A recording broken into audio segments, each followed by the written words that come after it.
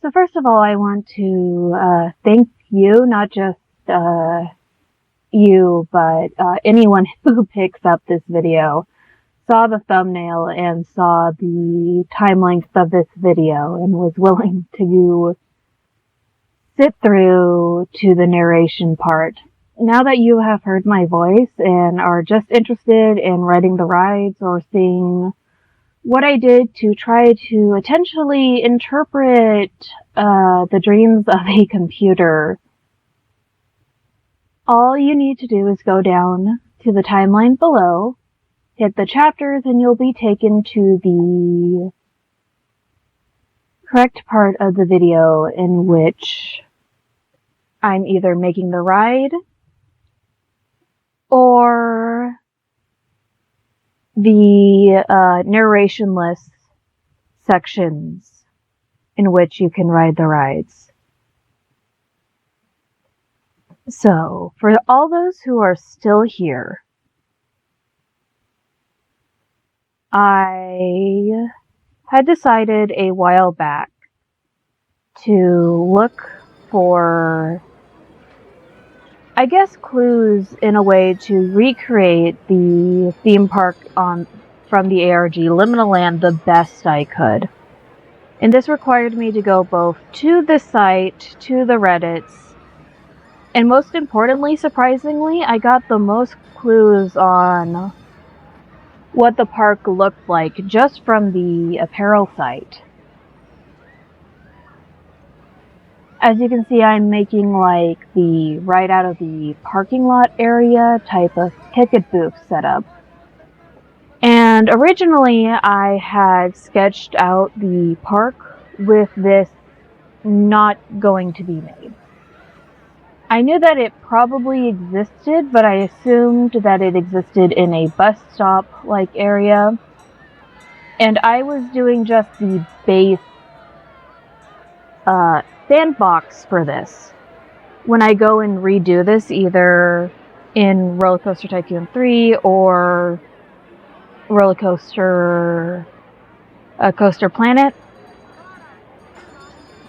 I'll probably maybe do something similar.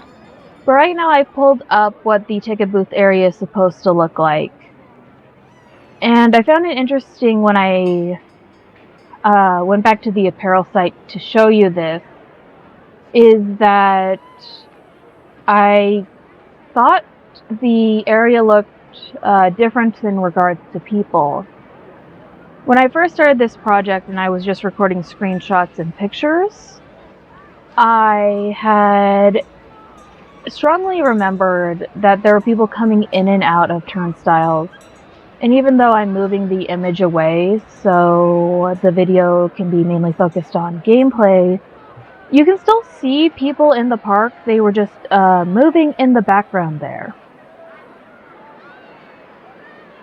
So I made every step of this park to be both filling in the gaps of what is mentioned in the ARG, basic quality of life things that would obviously be in the amusement park, such as flowers, lighting, basic amenities, in order to keep the park goers there for as long as possible.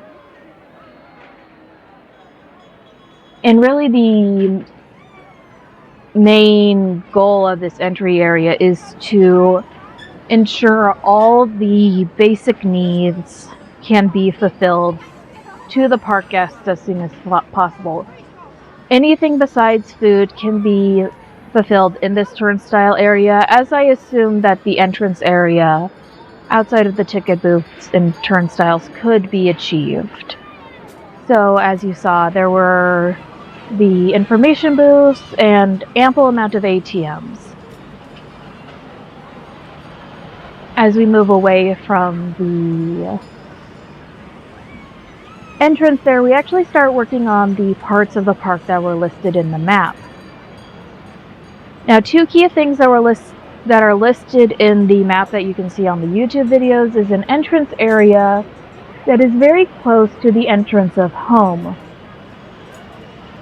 Now, without a proper walkthrough or top-down view of what this park looked like, I was actually really relying on the apparel map the map that it will occasionally appear in a discount pop-out on the clothing site to really give a better idea of what these areas and rides look like.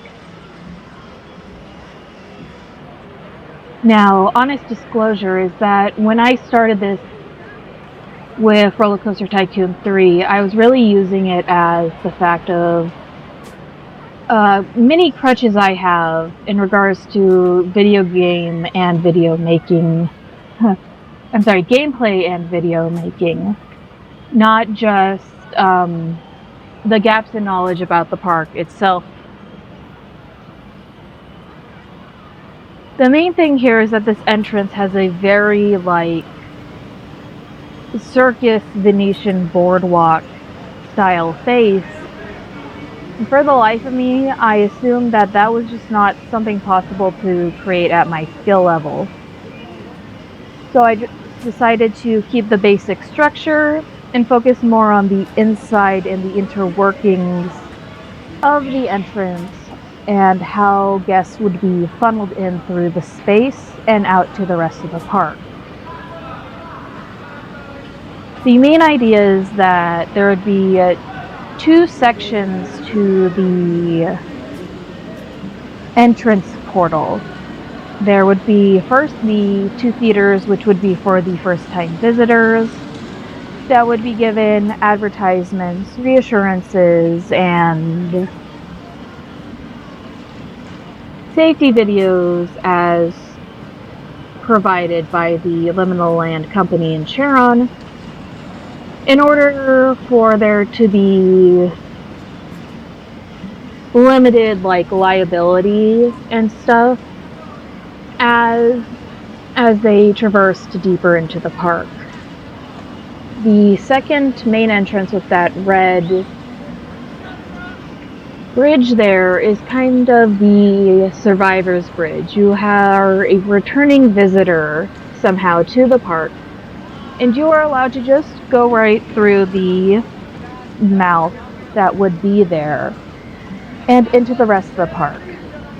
I added a lot of mist and other things to help with the ambient and liminal atmosphere that the park is supposed to have in some variation in way. As we are working on this park, I'm going to let you know that I did recover about a day's worth of footage, and condensing it down into the video length we have now was no easy feat. The main part that was my struggle just in the making of the video, not the park itself, are these parts where clearly there is footage missing, where things will just appear and disappear, that I must have built or edited off screen, with the aspect that I would have had more first-person footage to show you. As for the use of Roller Coaster Tycoon 3, compared to a more advanced game like Planet Coaster, is that, one, I personally do not have the technology to run Planet Coaster like I thought I would for this project. I do own Planet Coaster now on my laptop, but getting it to run will be interesting, plus I will need to study the mechanics.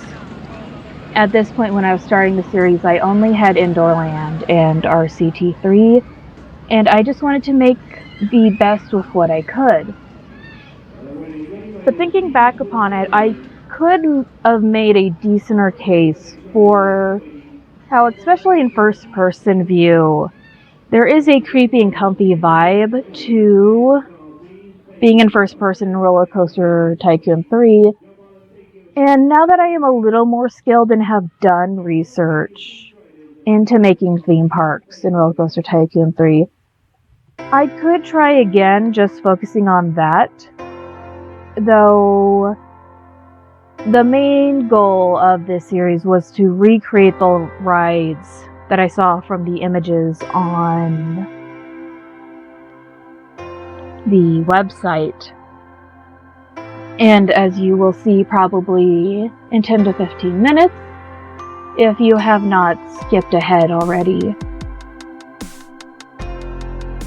I used Indoorlands for mainly the ride editor. And I just wanted to really interpret the movement and designs of the site images. So much so that that was going to be the main goal of the series I had planned, where I would just make short videos taking the limited knowledge I did know about theme parks, immersive design, and ride architecture, and recreate the rides to the best of my ability. Then, some part around the way, I got very ambitious for 2021 and 2022, and I'm like, let's make the whole park. I'm just going to correct myself. I think it was more 2022, 2023, I started working on these projects. This is because, while Liminal Land was mentioned as a collaboration between Nexpo and Nick Crowley, I don't think it was out that early, at least not in a way that I saw. So, just to clear the air while we're still in the first quarter of the 5-hour video. So right now you see me working on the glass windows of the entryway. And to have the glass ceiling was one convenience for my part, because lighting in Roller Coaster Tycoon 3 can be very finicky. And two, having skylights really helps more with the outside-inside feel, while giving a sense of being trapped, but the natural lighting is there to give the illusion that you're in a larger space. And as there is not like many images of buildings or the outside of the attractions, I really did have to rely heavily on the apparel site map, which implies that a lot of things are either concrete windowless blocks or made out of glass, like I'm assuming the entrance area and Liminal Land are. I know that those who are more skilled at decorating in theme park tycoon games are just ripping their hair out, and I do get better at doing things like saving and copying and creating pre-rendered models for the buildings here in this version of Liminal Land. As the game goes on, and I, during challenges and story modes of my own free time, have been able to use that to make more unique things. But there's also just something, well, frustrating in the moment, and probably for you watching. Once I got into the flow of like the perspective, as well as the intended design of the park, going piece by piece was very, I guess, flow-inducing.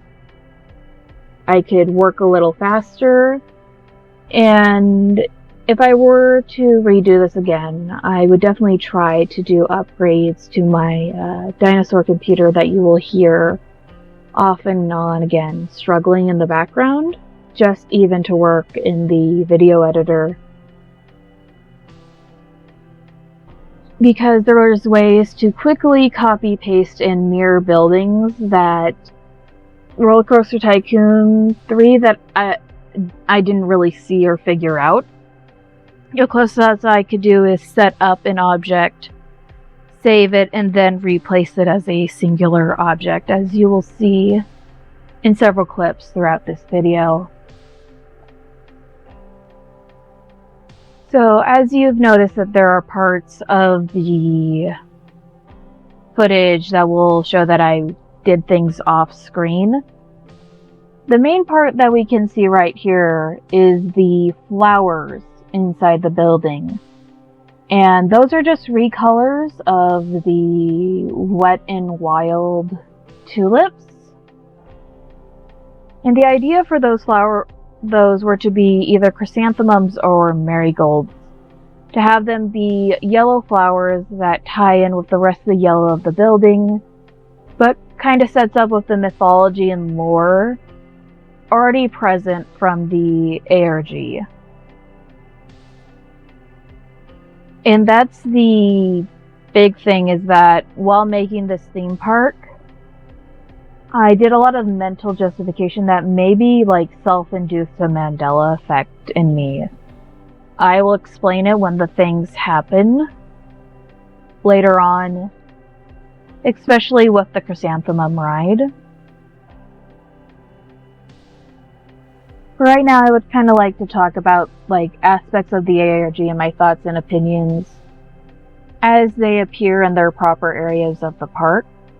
Right now, there's just not a lot talked about the threshold of Liminal Land in relation to the rest of the world.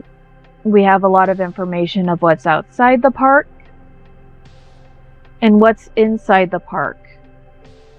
But the transitional zones, such as the entrances, exits, if there are any, gateways, and key things that are, in my opinion, important and critical to theme park design, really appear to be missing.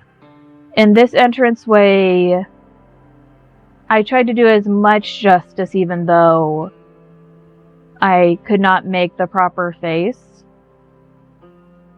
And even though I make death parks, and I am very much aware of the Mr. Bones building that is in the spooky object section of Roller Coaster Tycoon 3, I felt like if I couldn't make the mask, that I really shouldn't try. Right now I'm using the kind of yellow tinted glass scaffolding to do the circus carnival type top for the large entrance area. And the one thing that I really underestimate when working with recreating Liminal Land is that the sheer scale and size of this park is so small compared to theme parks I knew from my childhood, but the implied scale is so massive. Not just home that is supposed to be an underground maze under the lower part of New Mexico, but things like the Hall of Walls, which is level 0 of the back rooms, and Subliminal Land, which is just the pool rooms from the back rooms, are so enchantingly massive that there would be no way to do it justice. But I really did try my best. And another thing I'd probably do in a future iteration of this theme park is to turn off error messages, because the point of Liminal Land is that you're supposed to be stuck. There's not clear paths to take you back to the exit in which you started. For Roller Coaster Tycoon, especially if the park inspector, he does not like that, and I remember a section shortly after Subliminal Land is made in my park, I just mentally broke because of all the guests cannot enter or exit a certain area messages. And that was one of the demotivating parts of this series. In addition to the series is the fact that the plan was that these were supposed to be highly scripted videos, not like the podcasts that I'm doing now, but scripted videos that would explain the part of the park I'm working on, and then switch to Indoorlands to show you the creation of one of the mini rides in Liminal Land. The coasters I wouldn't be able to do, such as the Anomaly, because there's no real decent way to show that without, I guess, being a proper 3D animator due to the anomalous nature of a lot of the rides. But I try to do the best with the hyper reality of the Theme Park Tycoon games. As you can see on screen right now, I'm working on what is the first entrance to home. The maps show that the entrance to home is always very close to the entrance. And with the maps and the ARG, it's very unclear how close to the entrance it is. So I made two distinct entrances. This one being kind of a creepy, decrepit building right outside where you get your tickets. Once you're in the park financially, you take a small path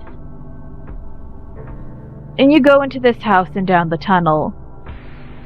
The second entrance to home is a little farther into the park, but is more faithful to what the maps show. And right now, I try to make a creepy building. We're using the spooky set. The windows don't look right. The color is wrong compared to the colors of the park so far. But it's also heavily lit, and there's signs and railings that are really essentially funneling you more to the entrance of home than the entrance to the main part of the park. I even add these protective railings to really give the idea that you should really be on the area of the park path and not wandering off, which is something that peeps can't do unless you physically move them. But it does a lot, because now here I add these thick trees. And it's to give the, I don't live in the place where the ARG was supposed to be taking place, but I live in a very similar place. And for me, something that is very scary is a lot of trees in one place and where it gets really dark. There was a forest until it burned down a decade ago, where we had a proper forest. And it was one of those forests where the sun never reached the bottom, but roads and highways had already been established through it, so you would be trapped for hours in this tree tunnel. And a lot of internet's interpretation of liminal spaces, I very rarely see the liminal fear of being trapped in a tree tunnel outside of some analog horror videos. And I wish places like the Backroom Wiki had more leniency on the rules and guidelines to allow that to be more of a thing. Tangent aside, I am now actually working on what I assume in my head to be the correct entrance to home, according to the park maps and hints in the ARG, that it's a large suburban house type building, but the color is off as well as its sizing. And that is where we'll lead you into the underground section of home.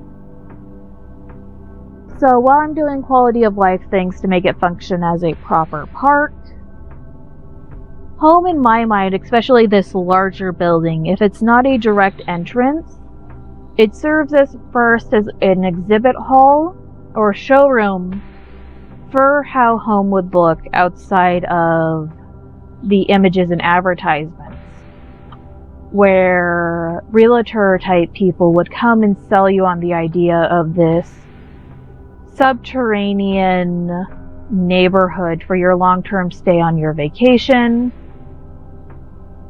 and sell you on the amenities and culture already established there.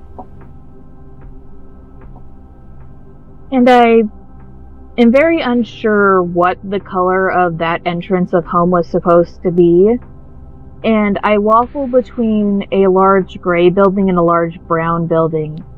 And this is mainly because looking at the images generated for Liminal Land from the AI tool they used, I'm assuming Nexpo and Nick Crowley used Midjourney, that the black and white images right next to the simulation of early image artifacting really made me colorblind in places in regards to, does this image have color, or am I failing to let myself adjust?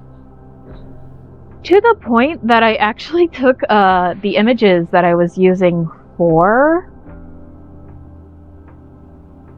Liminal Land and running them through an AI enhancer. And if you want to talk about something being terrifying, it is some of the rides when giving color. The ambiguity given by the black and white images is almost a saving grace in regards to your mind's eye. But giving color and enhancing the images is something else. And if you got to this video and you've been listening to my AI, not AI, I'm not an AI, my awful narration of making the theme park so far, at the end of the video, after all the rides have been ridden, I will show you as a small slideshow the enhanced image versions of Liminal Land. And I will probably leave you with a question and a code word. So I know who watched the image more faithfully and who was there just to watch me fail. So now we're actually working on the home section of home, and this is where the limitations of Roller Coaster Tycoon 3 really started to bother me, because there is so much ability to decorate and build things underground compared to seizure warning there, sorry. Compared to Planet Coaster, there is a lot more easiness to build and decorate in an underground and in a cave setting there than it is here. Roller Coaster Tycoon 3 and all the early Roller Coaster Tycoon games, you have a very fixed camera setting that I never figured out how to undo. So what I did is create these rings, Dante Inferno style, under the second entrance to home, and added a lot of haunted house rides and house-shaped rides to give the feel of home underground, as well as food stalls and some mazes to keep the guests there and not kill them. Because the one thing with theme park tycoon games as much as you would like to trap and disorient your guests just with the layout of your park, the AI always knows where the exit is at all times. So your real goal in order to keep them there for as long as possible is to actually keep them there through keeping them satisfied for as long as possible. And even then, there are like internal timers and things that you would have to make essentially a one-way park, which is possible in Roller Coaster Tycoon 3. But with the concept of liminality, that just didn't feel fair. And I'll get more into like liminality and like some of my major gripes with the Liminal Land ARG, beyond just the use of AI artwork for the website, because I feel like if done a little more respectfully and given a more proper warning, blah blah. Excuse me, I'm getting tongue-tied. The AI artwork could actually be used to its advantage, especially with one of the big theories and twists that are around the Liminal Land ARG. The main idea is that the theme park is AI generated and a simulation to start with. However, while there is precedence for that theory, I am very much in regards to ARGs, what you see is what you get, with just a little bit of game theory styled speculation. I really, before I make theories, I need to have a level of background knowledge or supporting evidence within the text itself to excuse me there, to make such theories. And with the AI generated images that we have on the site, there is a heavy chance that it could just become the fact that the park itself is Matrix-like. Though, if that were the case, then the town around the park would also have to be a part of the Matrix simulation due to a lot of events that happen in the town that is in relation to the park. Now we are moving on to the next section of the map that houses the centrifuge. And this is accomplished simply by dragging a path over to the area where it says it would be on the map. And the first thing to do is I needed to find a decent placeholder ride that would represent the centrifuge. And I used the rotor ride for the spinning nature of the centrifuge while it was there. Speaking of centrifuge, just like the chrysanthemum, I had to go through multiple iterations of the centrifuge compared to seeing it as an image and the pop-up map that appears sometimes on the apparel site. And you'll see in a few minutes that I did make serious changes in regards to my design of the centrifuge compared to what was most likely in the park. Now right now I'm setting up a placeholder for another ride, because in addition to the big named rides that are mentioned in the ARG, there is a gallery of up to 50 images showing park guests and advertising material, indicating what was also in the park. You will see while I create that there are things that you wouldn't assume were mentioned in the park, but have substantial evidence just in the site images. So right now I'm trying to determine what ride would be best to represent the placeholders, because the rides in Liminal Land are very similar due to their AI nature to the short film The Centrifuge Brain Project, which is a short, half animated, half live action short film mockumentary that I really enjoy as someone who enjoys theme park rides and like weirdness to the point where it's weird but so not actively hostile that you actually become scared because you expect it. I remember when a part of the Centrifuge Brain Trust video was used as a hoax on the internet and my mom found it. So I found the whole thing and I was just enamored by these rides that were beyond reality. While my mom at every other ride was screaming, "Oh my god, they're going to die. That ride is designed to kill them." And to an extent, if you pay attention to that video, yes.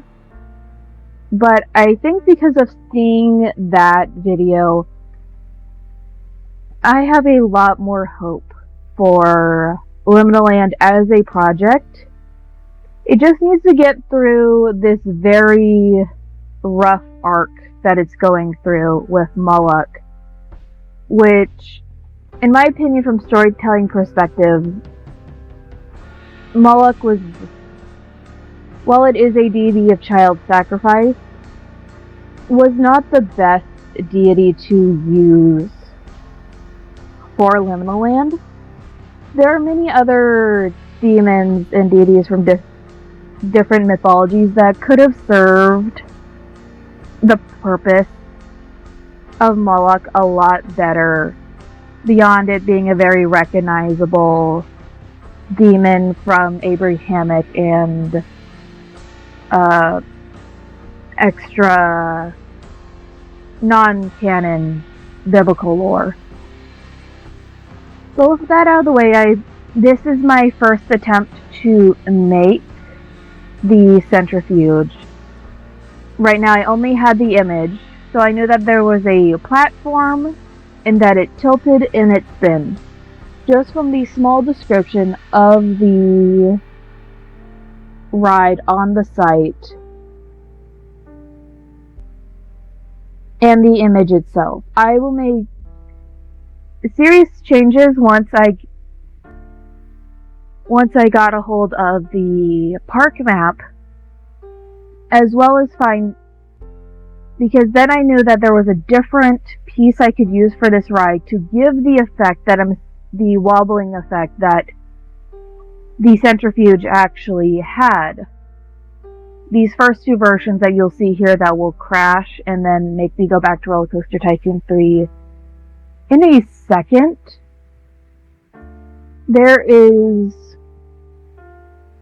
It is actually more of a massive wobble spinning ride than the tilting ride of my initial design. And here the game crashes. Thankfully, it's not all lost, as you will see when we return to the centrifuge in a few minutes.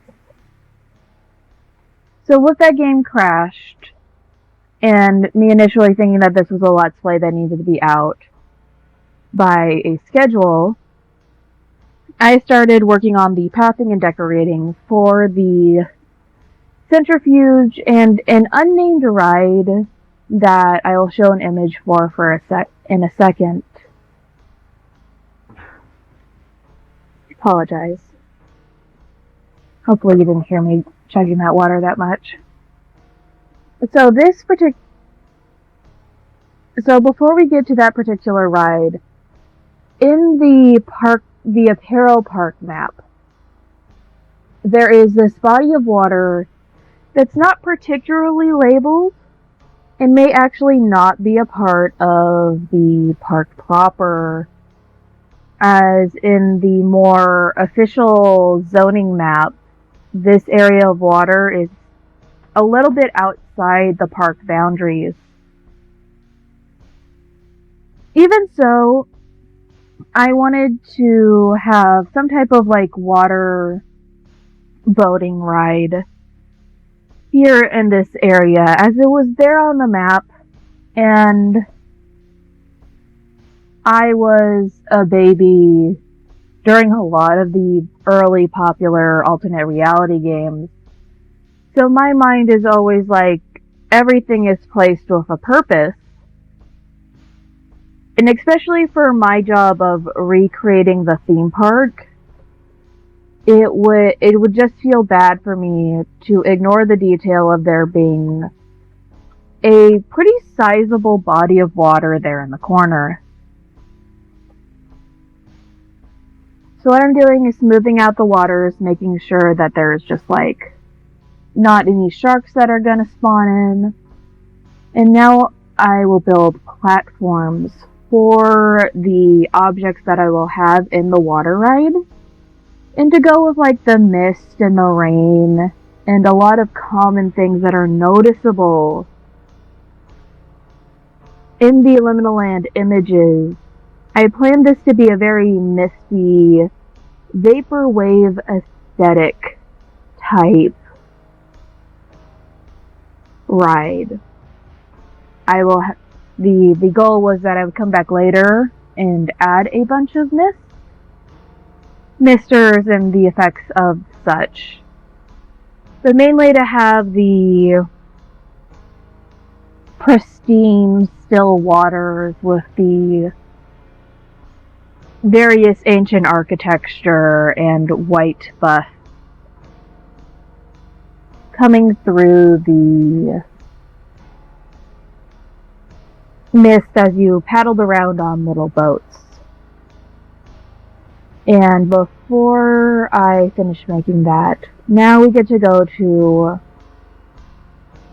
this unnamed ride. And when I saw it on the website when picking rides that I would do to recreate for Liminal Land, there was just something about its ride that gave me the Amigara Fault manga, this is my whole reaction.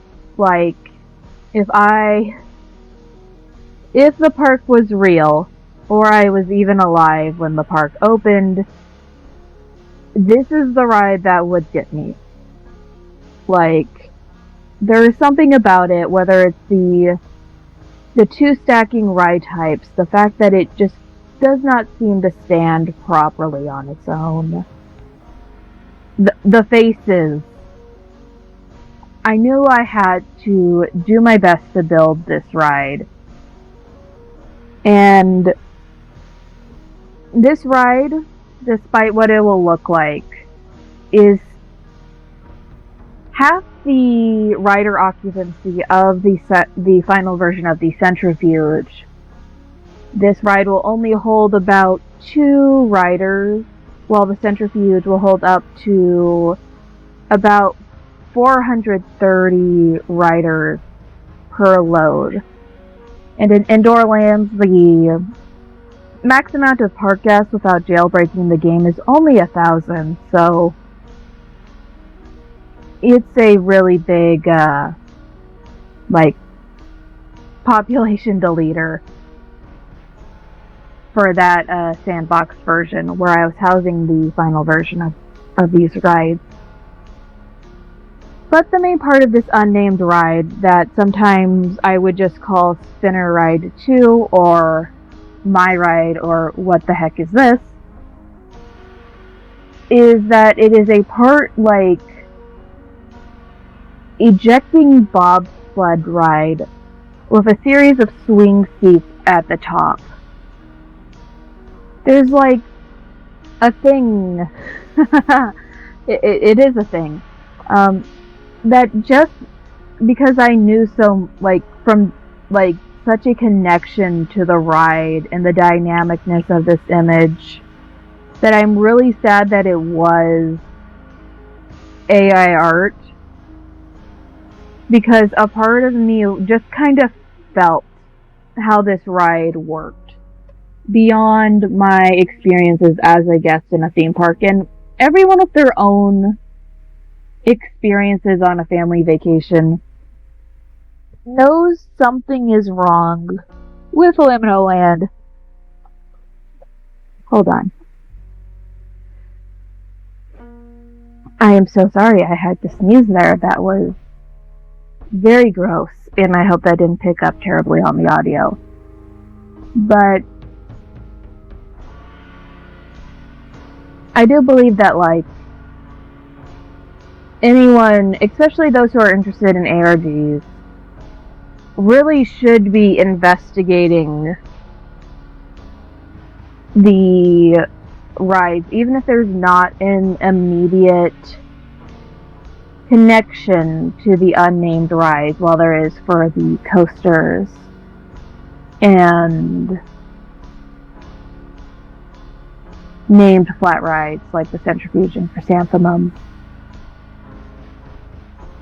While I still have time, I'm going to briefly say goodbye so you can ride this monstrosity. And this is a rare occurrence that, due to where I set the camera, you'll get to see 2 ride views of the ride above.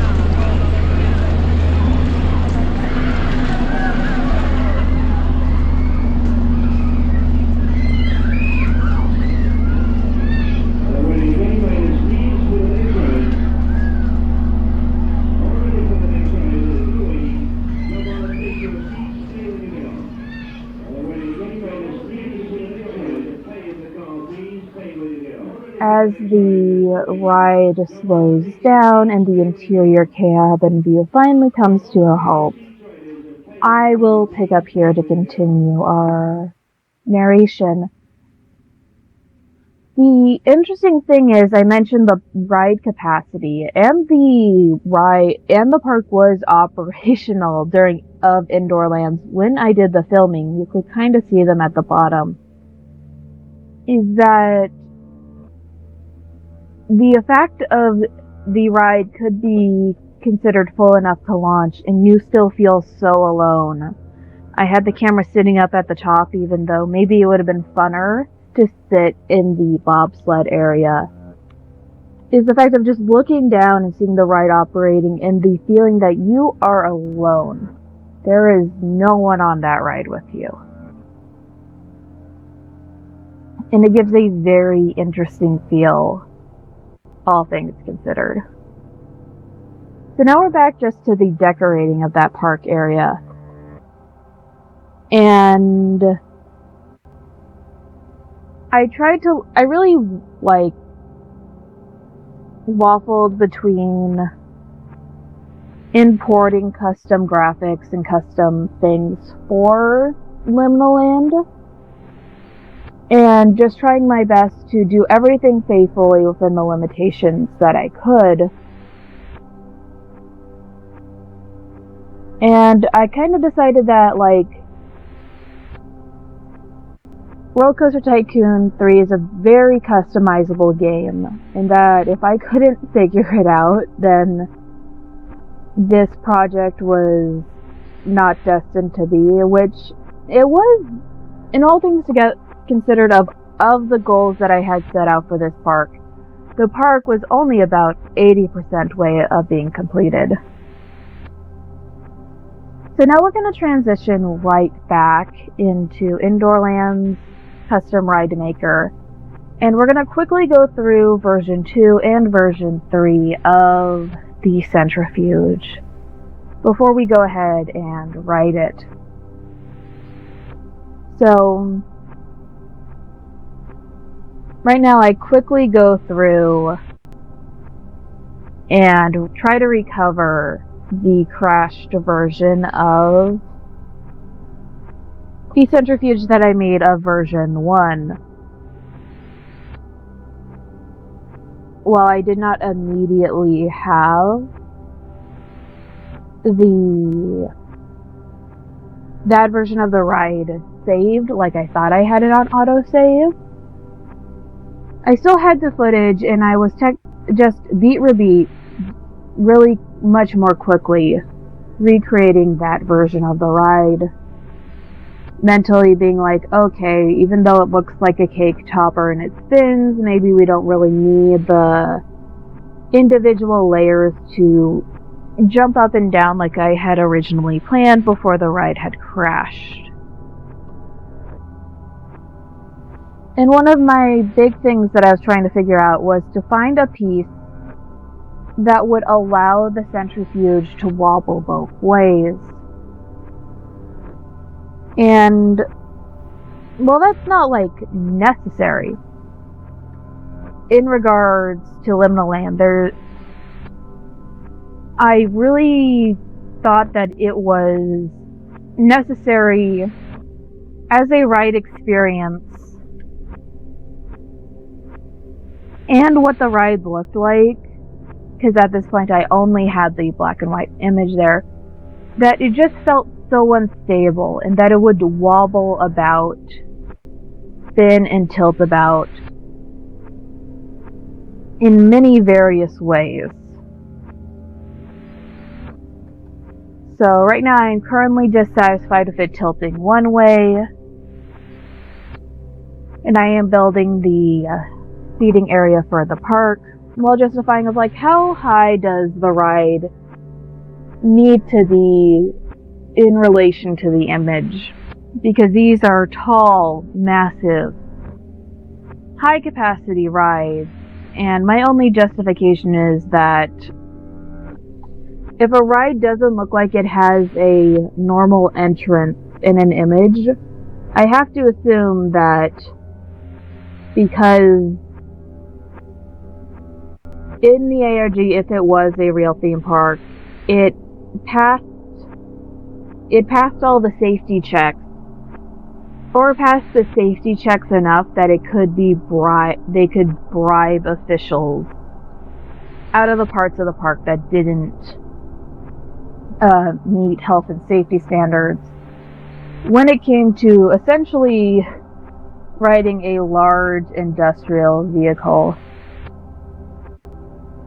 So I'm messing around with sizing right now, trying to figure out what's comfortable, what makes the ride bend and spin faster and slower. And I decide that perhaps the larger and rounder the ride, like the Image, is the best way to go. I also add interior seating because at this point I did not know that there was a safety wall in the illustrated park map. I just knew that this ride had a massive capacity, and that the author of the website always mentioned how it was like never full. So that is what I did by essentially doubling the ride capacity here. Hence why the unnamed ride before was only at a base 200, where this goes up to a little over 400 when it comes to ride capacity. And here I am again, determining, like, I kind of want the cake thingies to go up and down. As you will see, there is no precedent for that in any description or version of the ride. And I don't think I scheduled that part in. And then that monstrosity happens, and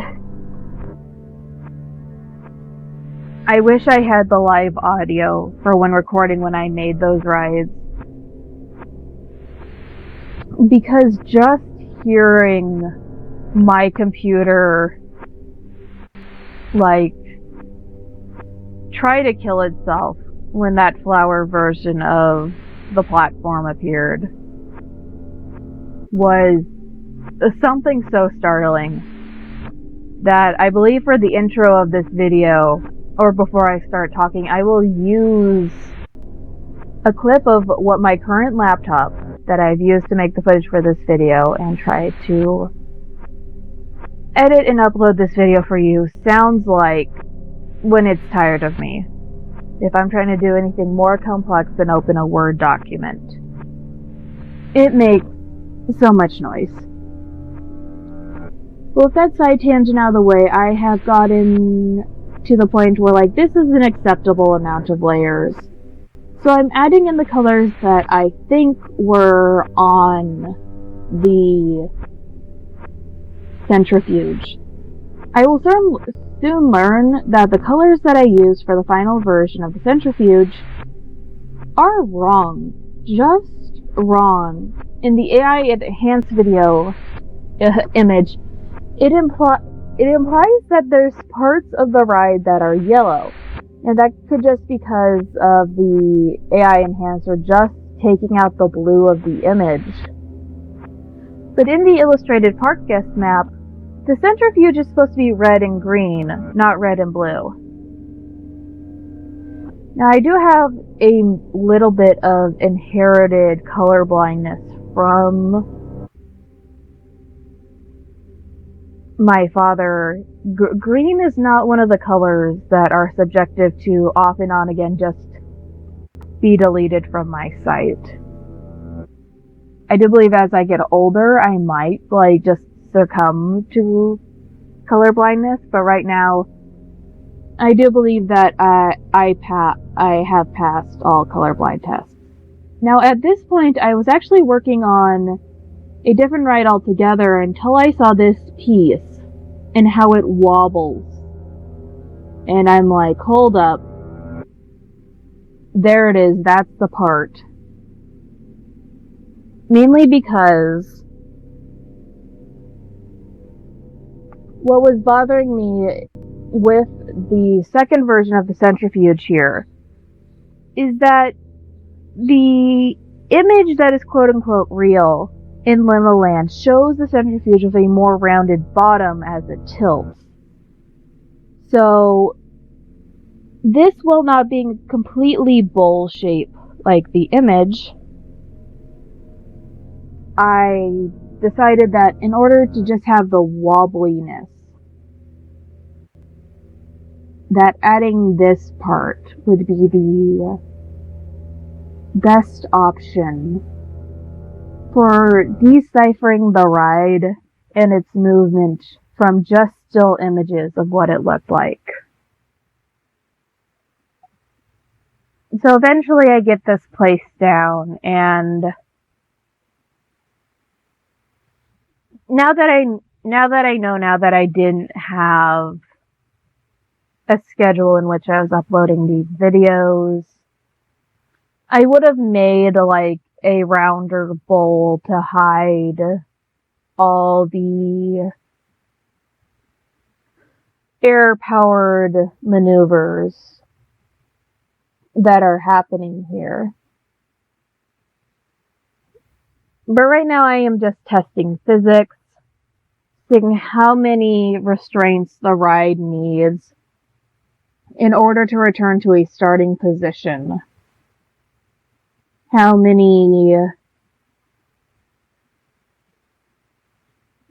far does now this joint need to turn, as well as does spinning the ride while falling affect its ability to rise back up.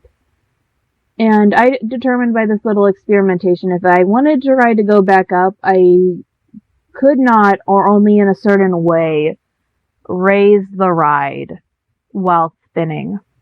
Now with the third version of the centrifuge complete, I will now let you sit and enjoy what a reality-breaking headache this would have actually been to ride in real life.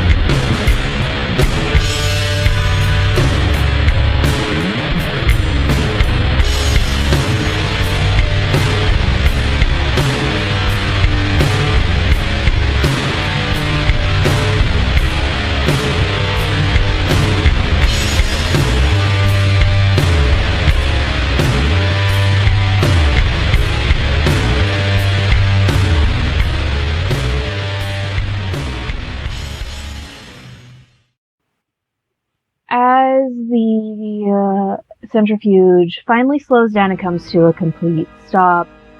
I rewatched the footage that you just saw, and the ride, as much as I tried, even when you're sitting on the top row, you no-clip in the Indoorland exhibit when riding it. And those brief glimpses are blue, I'm assuming are just like the out-of-bounds areas, which is a new experience for me, especially with the Indoorlands rides. I've never purposely made a ride that breaks the game like that. Mechanically wise, because of its high ride capacity, it does break the game in regards to making it easier if you have the $3 million to place it down. But besides that, it is very, very interesting just in regards to like the G-forces you must feel when being spun and tossed about on the centrifuge. If you are looking at your screen and haven't tabbed over to a video game or anything else at this point, I am currently working on the rest of the Vaporwave Lake. And it was kind of at this point when thinking of like liminality and horror and the real like goals and artistry behind the ARG is that there is a lot that Nexpo and Nick Crowley do right, but I think because we've seen it done in other ways, especially with Mystery Flesh Pit, which is, if you haven't seen it, is, well, not an ARG, is a phenomenal unfiction series, both in video and with its website. The story is done, and I believe you can buy a D&D pack, D&D expansion for Mystery Flesh Pit. And the one thing that Mystery Flesh Pit does really well is tying its aesthetics and themes to the world around. It was a world building project first, so it was very world building first to build upon the horror. And with Liminal Land, you were really sold on the idea that this is reality, and there's this theme park you don't remember, which in itself is an interesting concept. There's a lot of other unfiction series that I follow, like, oh, here's this cartoon you don't remember, or was it me that only knew it? Which can go interesting places. But I feel like in regards to world building, Mystery Flesh Pit sells itself on being a popular national park where there's a lot missing from Liminal Land being a theme park that I could believe rivaled Disney in the 80s. And that's just probably just me being the actually like theme park nerd in me, just being like, oh, I can't imagine it, but there's just little things in Mystery Flesh Pit that work in selling the fear and the realism of the national park that's just not there yet in Liminal Land. Now, I think there is a main opportunity with things that I was trying to do with this series in regards to recreating the park with what I was able to find, is that the ARG actively asks you, where were you during that day? Now, IRL, I wouldn't be alive, but with the ride I'm working on right now, again, I told you, like, I try to research this park as much as I can, despite how the final series turned out, that the ride, the Chrysanthemum, is really like a series of like research creating Mandela effects in my head. So here in this area in RCT3, I had to put down 2 spinning rides, one a classic swing chair ride and one and more thrilling ride for the Chrysanthemum, because the Chrysanthemum is a ride I had to build twice. One, because I built the ride based off the image where people were sitting and just how they were reacting, but then I had to rebuild it based upon the more readable park map, and I had made an entirely different ride. Now, the description of the Chrysanthemum on the website states that it's named after the flower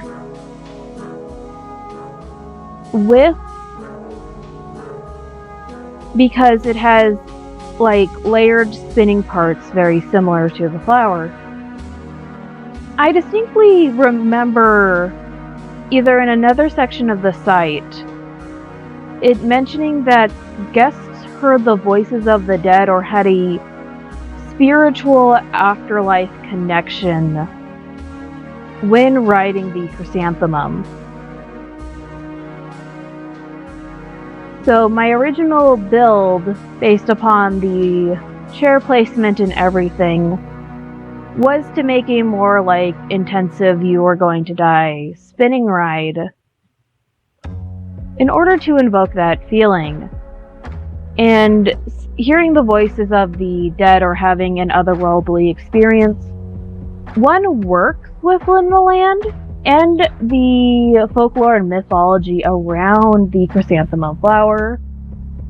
There's a lot of Asian and Chinese mythology in regards to the flower granting immortality, and even in Greek myth, which Liminal Land also heavily inspires Moloch on the Bull of Minos, that wearing a garland of chrysanthemums around your neck will ward off evil spirits in your vicinity.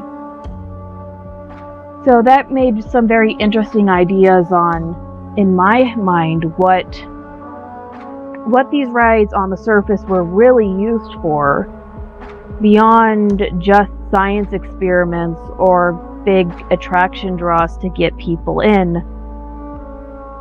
Was there a purpose for each of these rides in regards to protecting or changing the guests in a way that the entities that Charon had brought forth could not harm humanity on a larger scale? While home is definitely designed for like holding and sacrificing, holding and storing Moloch's food, essentially, what were rides like the Anomaly that definitely had body warping powers really meant for in the long term? So we had a abrupt transition here, but I am working on, in this footage, the map accurate version of the Chrysanthemum. And when I look at this ride on the map, I was really unhappy just because it did not match the flower in my mind. Yes, it is more like an appropriate swinging, spinning ride, and I tried to match all the mechanics of this version of the Chrysanthemum to meet that. But it just seemed so simple compared to the grandioseness of the Centrifuge and the unnamed ride, that, and as well as like the eeriness of the image. And trigger warning, what was actually revealed to me that scared me in the enhanced version of this image. That I could not wrap my mind around how such a simple, normal ride was one of the big name attractions of Liminal Land. But I wanted to be as faithful as possible when this was originally a multi-part Let's Play, that I had originally planned to show this build of the ride and scrap the more flat ride that I really heavily modeled after the Chrysanthemum Flower. One thing is that this was done I've got to pause my audio for a second. Sorry for the level of unprofessionalism in my non-scripted 5-hour-long video, but my phone buzzed and I assumed that it was a phone call. So I paused the recording just to see what was up, and it was a notification telling me that my self-imposed due date for this video is coming up, so I needed to work on it. So that is ironic. So as I was saying before I got rudely cut off by my phone, is that this was before the update, and when I look at the park map, I really see this as like a swinging ride like I placed down on Roller Coaster Tycoon 3, that even though the seats are supposed to spin, that the supports have a much more like rope-like quality. And I was really trying with these arms to create a sense of sitting on a rope swing, allowing the ropes to swing as they would normally, and cause the seat to both spin while the ride itself lifts up and spins.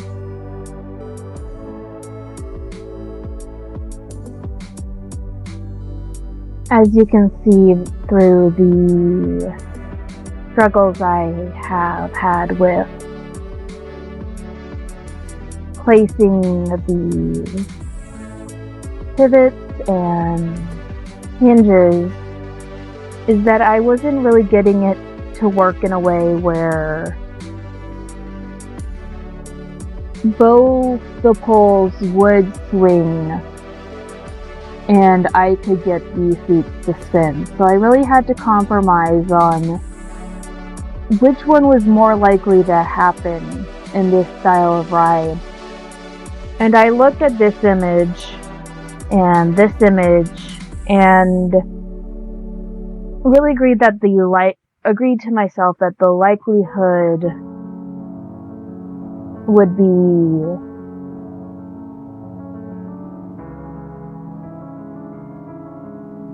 that while the ride was spinning, the seats itself would be spinning in a different direction.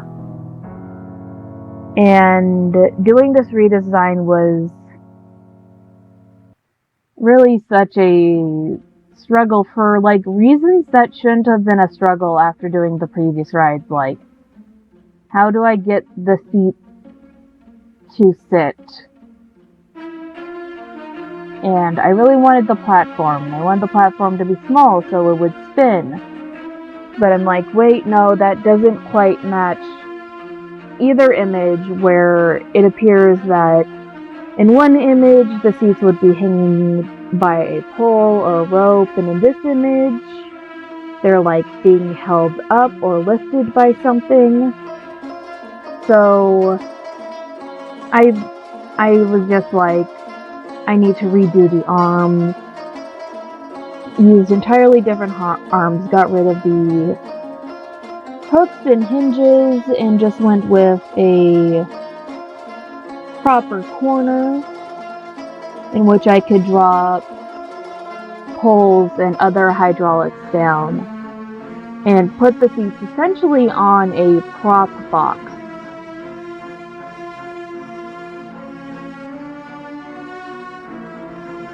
I know if I gave myself the time and grace needed to really figure out what all the rides components did and also study proper theme park rides, because I'm really more big in the environment and the immersive design of theme parks than I am on the actual ride mechanics. I could probably have figured out a easier way to make this version of the chrysanthemum. And here you can see me struggling on how did I want these seats to sit? And a part of me really didn't want to use these for larger arms like that, because in my mind they just didn't sit correctly. So I'm going through all these options and I'm like, it has to spin, even though I put a spinning hinge right at the top of this pole. But I was so dead set on getting this to work, I put another small engine on a prop block and I'm like, okay, does this work? Does this make this the spinning ride? And past me is so dead set on getting like a platform there. But eventually I'm like, I have compromised, I have found the part of all the design, and I put the seats in. And these seats were kind of just like my go-to during this version of the park. It's very clear that by the image that it's a lap bar type of ride, but Indoorlands definitely does not give a lot of options to do lap bar type seating, especially with the ride editor, which is really sad because it really limits the ability to make the smaller track flat ride and do interesting things like that. But here I am, I'm testing it out. I'm putting like everything on max speed because I have no respect for the human body on G-forces, and probably the ride designers for Liminal Land didn't either. As I watched that test footage and I'm like, yep, that's good to go, I realized that I didn't engage the part that would actually make these seats spin. So, besides there being a spinning hinge here and a activatable rotating part here, this part up here is really doing all the work in regards to the footage that you will see here in a few minutes. So keep in mind that if you have been watching this video and not using it as like podcast or a streaming VOD, like I deserve whatever grade or compliment you are going to give me in regards to this project. It is down 10 points for not properly labeling and engaging this ride with the respect that it deserves, because this is close to the canon version that was intended for the ARG. But I think by the time that I had to make this version of the chrysanthemum, like, I was so creatively tired. I'm just like, I want to make Liminal Land. I want to start getting to the Hall of Walls and getting to the Fun House. I hadn't even started on Invader Cave. That by the time this ride came to be, it was not my best work. And that is one of my many regrets for not making this a let's play and trying harder. So now please enjoy the footage of riding this version of the chrysanthemum. And you'll hear me again when I show you the version I created based on just the original image and the name alone.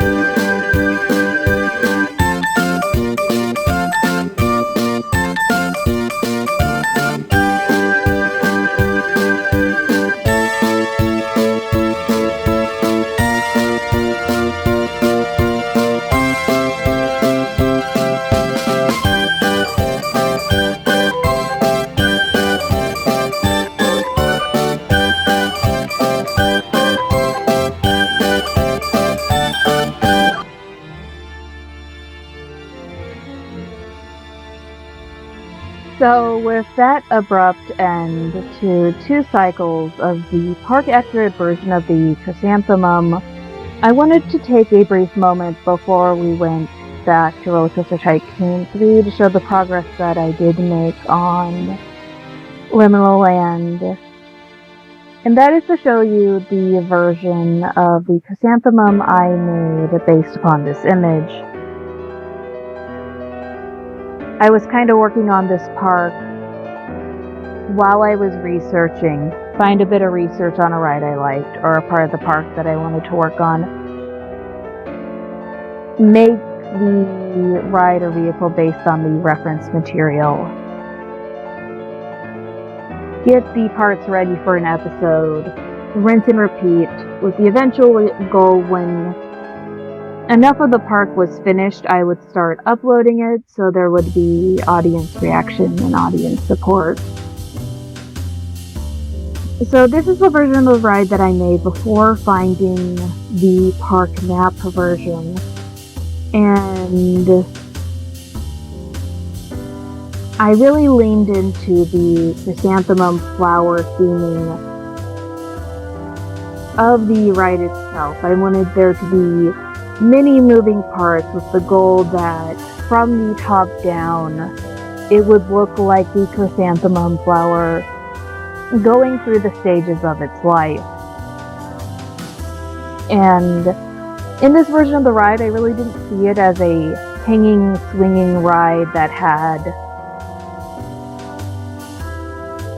its seats being hung by poles or ropes. I really saw it as more of those thrill rides that were like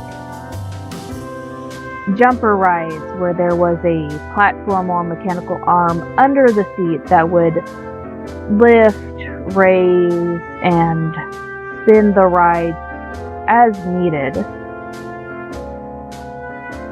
And I really wanted to get the pedals and all types of movement correct that you actually see me using the slider tools for the mechanism of this version of the chrysanthemum, because I just wanted to get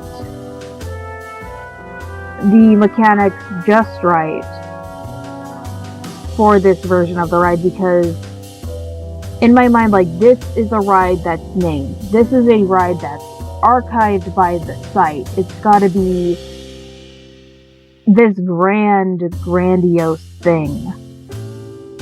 And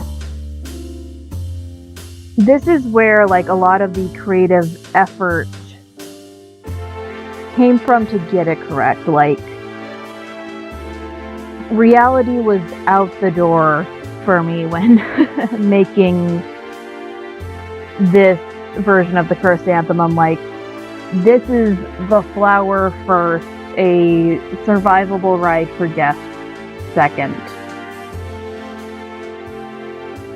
I now know, knowing what the chrysanthemum ride looks like, I would have definitely, when I make a version 2 of this park, when I have the time for it, I will definitely try to find a middle ground between the interlocking moving flower aspects that I tried to do with this version while making it accurate like the park version. So the goal is with the final coloring, and when I show you the final top-down view, is that the seats sitting on the triangle part of the arm are the leaves, while the spinners and reused gondolas are really used to give the sensation of all those jumbled up petals in the core of the chrysanthemum flower, with the disco ball being, well, the pollen. And I'm just like denying physics while I see the seats and gondolas intersecting with each other. But I really wanted it to work and feel like the flower that its namesake is from. So here's the final view of the, I guess, my version of the chrysanthemum. And I'll briefly overlay a top-down image of the chrysanthemum flower, a yellow chrysanthemum, which I assumed that the ride would be based off a red or white chrysanthemum, before allowing you guys to go on the ride. And I just want your guys' opinion. If you've gotten to an hour and 40 minutes into this video, which one would you prefer, and which one felt more true to the site? Did you prefer the more park-accurate park map version, where it is a spinning swing ride? Or would you have wanted the ride to be more out there and wild, like many of the other rides in Liminal Land are, and have it really look like a massive mechanized flower, like you will see here in a few minutes when I play both the inside and outside ride footage?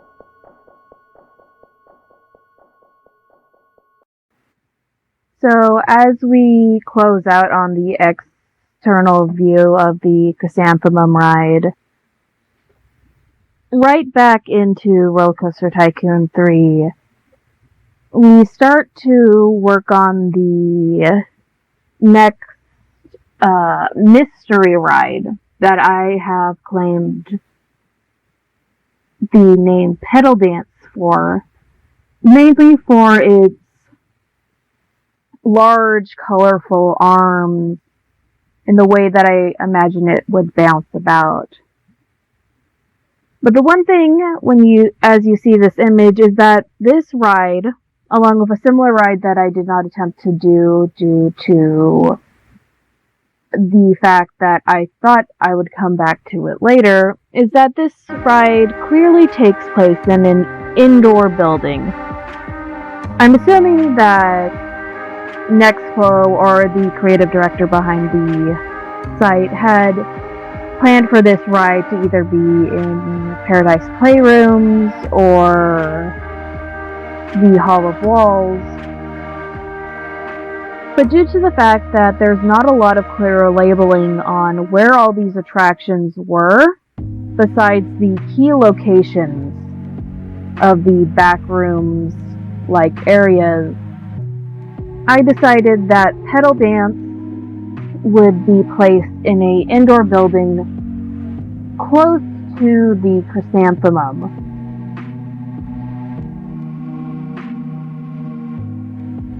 And I did this by setting up the signature gray whitish walls that can be seen within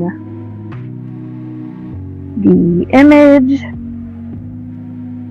and adding other things that were just my personal taste, such as plants and windows, again for the liminal exterior on the interior feeling, well with the fact that I consider plants to be terrifying, supernatural, and liminal, all in their own right. Like, they're a great way of showing, like, life and decay and so many different things that when looking up actual liminal deities that signify things that we know about the liminal movement in regards to memory and the concept of, like, passing through, is that a lot of nature gods were associated with that, because the concept of metamorphosis, the physical change from one state of being to another that insects and plants go through, is very liminal in its own right, and that is why, and I'll probably say this again when we get to the ride, the Anomaly, that the deformities, while horrific and lethal in the ARG, may have had a greater purpose in protecting against the entities in home and under the park than we would like to believe, or are more in line than scary face go burr analog horror tropiness. But that's me being very positive. So here I am using my favorite hinge joints to mechanically make the base of Pedal Dance. I'm using a variety of poles and seating. The one thing was finding out how to get the seats to look a certain way while matching the image, because these are seats that appear to be very much laying down, and I did not know if they were facing towards the core of the flower or back. Oh, so another thing, and this might just be the AI jank, is that there are no to little restraints on this ride. which is interesting because that leads back to the theory that the other ride that I didn't come and get may have actually been the pedal dance in a state of movement or in its starting phase. But you'll have to tell me in the comments what you think. Because personally, I do see these two rides as two different rides. And if I were to redo the park, I would use Indoorlands to show the difference between the movement of this ride, which I believe would be pull in, spin, fast, were the pedal dance that we'll see in motion after I'm done finishing the exterior containment area in Roller Coaster Tycoon 3 is definitely more of like a Dumbo or flying elephant style ride where you go up and down, synced to music, hence pedal dance, based off the unpopular Pokemon move.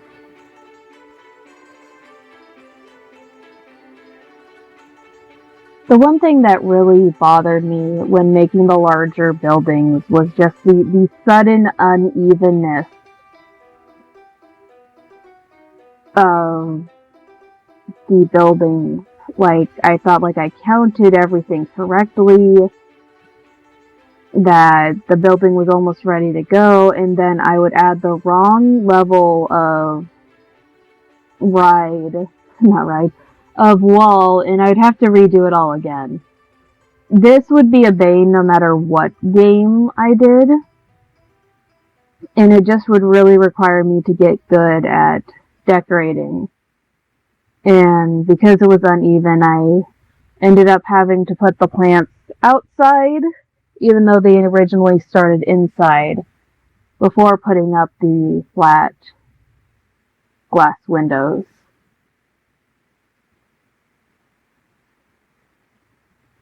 And for those who have stayed this long and are really listening to me, I would like in the comments for you guys to wonder how much plant life do you think was actually in this park? I actually believe that it would be very much more greener than what is shown in the images that show this heavy level of mist and some images just flat out rain because of all that moisture, that while it's water that's escaping Subliminal Land and the power plant underneath, all that heat and moisture would cause mold and all types of things to grow. And perhaps the paranormal and weird nature of the engine below the park would cause that just to flourish in all the weird life.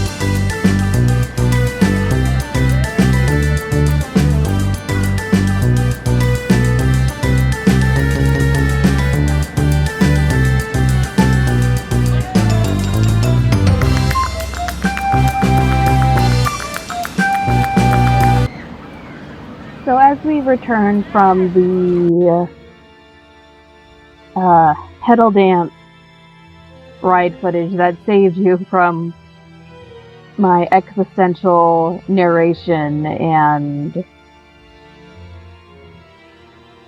theory crafting, we go to the creation of Invader Cave, which I broke up into 2 different rides. Mainly for the fact that Invader Cave was designed to be 2 rides in one, and while I knew how to make a ride with multiple stops, I just really wanted to feel and match all the images of Invader Cave. So there's this one listed here, but in the gallery there are 2 other images of Invader Cave-like rides. There's this one that is named as Invader Cave, with these people in the helmets. But there's also this ride that feels very much like Invader Cave, with the women. And then there's this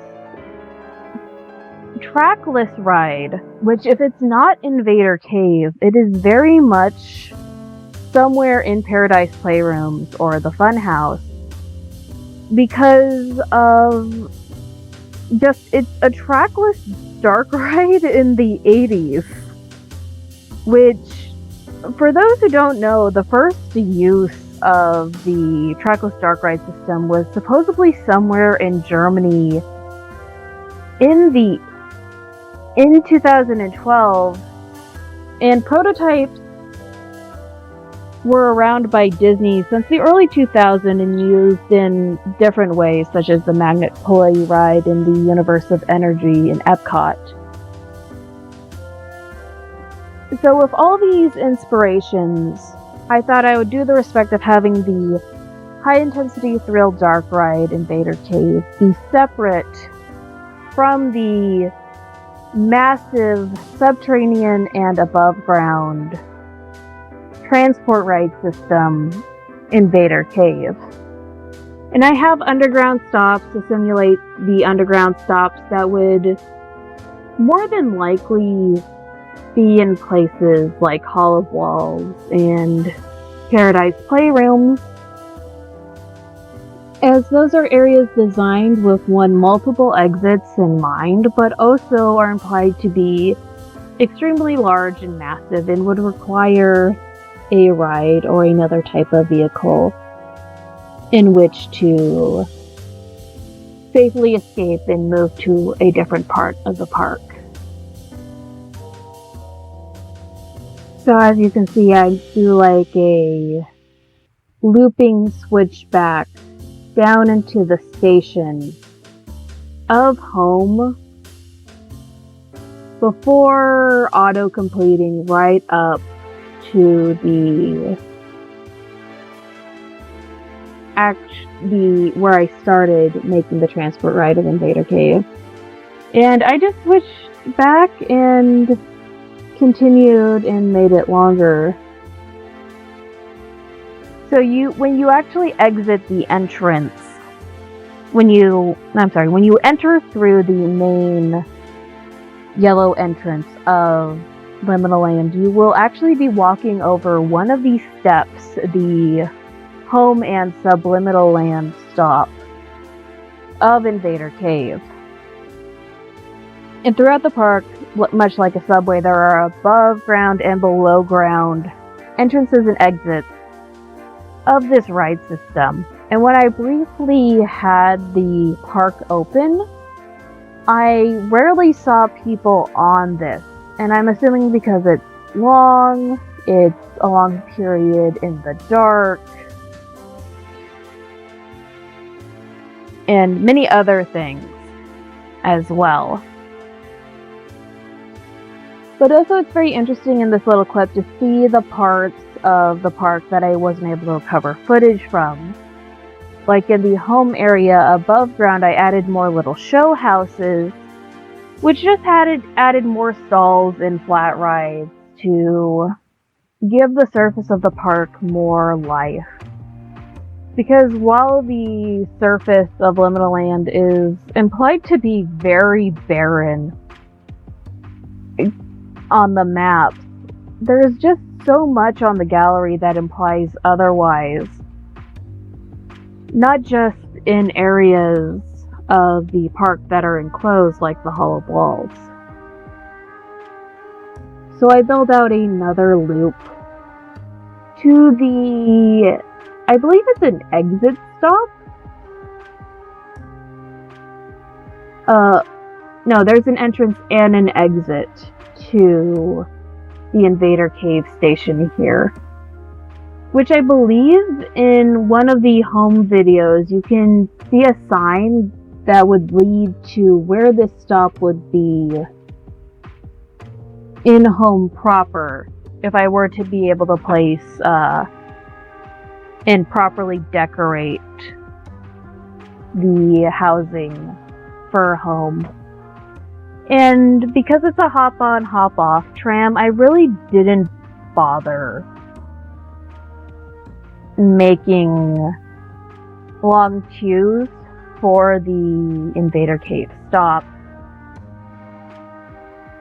Mainly because it just didn't feel like it would even be a thing in Liminal Land itself, because the park would be so massive. I assumed that the queue times would be close to nothing, given the constant references to the fact that a ride would always be empty or the author never seeing anyone on it. So now I build up this proper mounting structure for the thrill ride version of Invader Cave. And for this version, I just made a massive soapbox derby type coaster that went down as its exit to be very close to the transport ride station of the Invader Cave ride, with the entrance being up here to kind of use gravity more than chains and engines to get riders down this mountainous area and through all these caves and tunnels. This was one of the funnest and most creative things I have done with a coaster.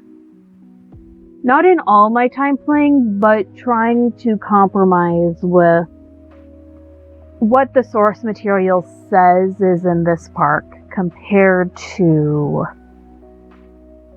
what I thought was actually doable. So making this kind of like gravity-powered space mountain was really fun, because I actually tried adding small decorations on this track to entice riders to this part of the ride. And seeing the test track like sped up the way this footage is just reminds me, like, again, like, I had no care for the G-forces on my guest bodies, and I am under the perception that G-forces in itself were more lethal on the bodies of the guests of Liminal Land than what other, like, awful experiments might have been going on through these rides. That, like, if you didn't come out a horrific monster, you have multiple fractured ribs, is the only way to describe the experience of recreating some of these rides. So I placed the exit queue down there at the very bottom, right next to the entrance and exit to the transport ride. And then I begin the less romantic and less thrilling task of getting a up track down underground. And if you think the normal autocomplete noise is funky, hearing the autocomplete noise while my computer was wanting to just end its subscription to existence at every point of seeing what was under this park was just it is a noise that is still in my dreams. And if I did not care about my viewers' ears, I would be playing it at every point that I hear it in my mind. But at this point in the video, I'm actually really grateful for whoever is around listening to all these justifications and thoughts in my head, and thoughts that I had that only come back as I re-talk about this experiment, which I'm really hoping is a really good proof of concept to all of you in regards to doing a version 2 of this park. So I went back to Vaporwave Lake and started to construct, I guess, a more nicer station. I really wanted to give the above ground stations the care and design that they deserved, and that I wouldn't be able to do for the below ground stations. So I started to do a very much more temple-y version of the ride support for the Invader Cave station up here on Vaporwave Lake. One thing that I thought was really interesting when putting in these stone pillars is that the wooden scaffolding disappears to compensate it, which I believe in Planet Coaster, from what I've been seeing and researching, that I would have to turn off scaffolding in order to do fake scaffolding like this. But Roller Coaster Tycoon 3 seems to kind of be aware that something is taking its spot. And while that can be used to delete scaffolding and make things look like they're floating, it really put a peace of mind to me as I made this temple area. I turned on and tested the hop-on, hop-off tram just to see how many times will this train go across before I am satisfied with this temple area.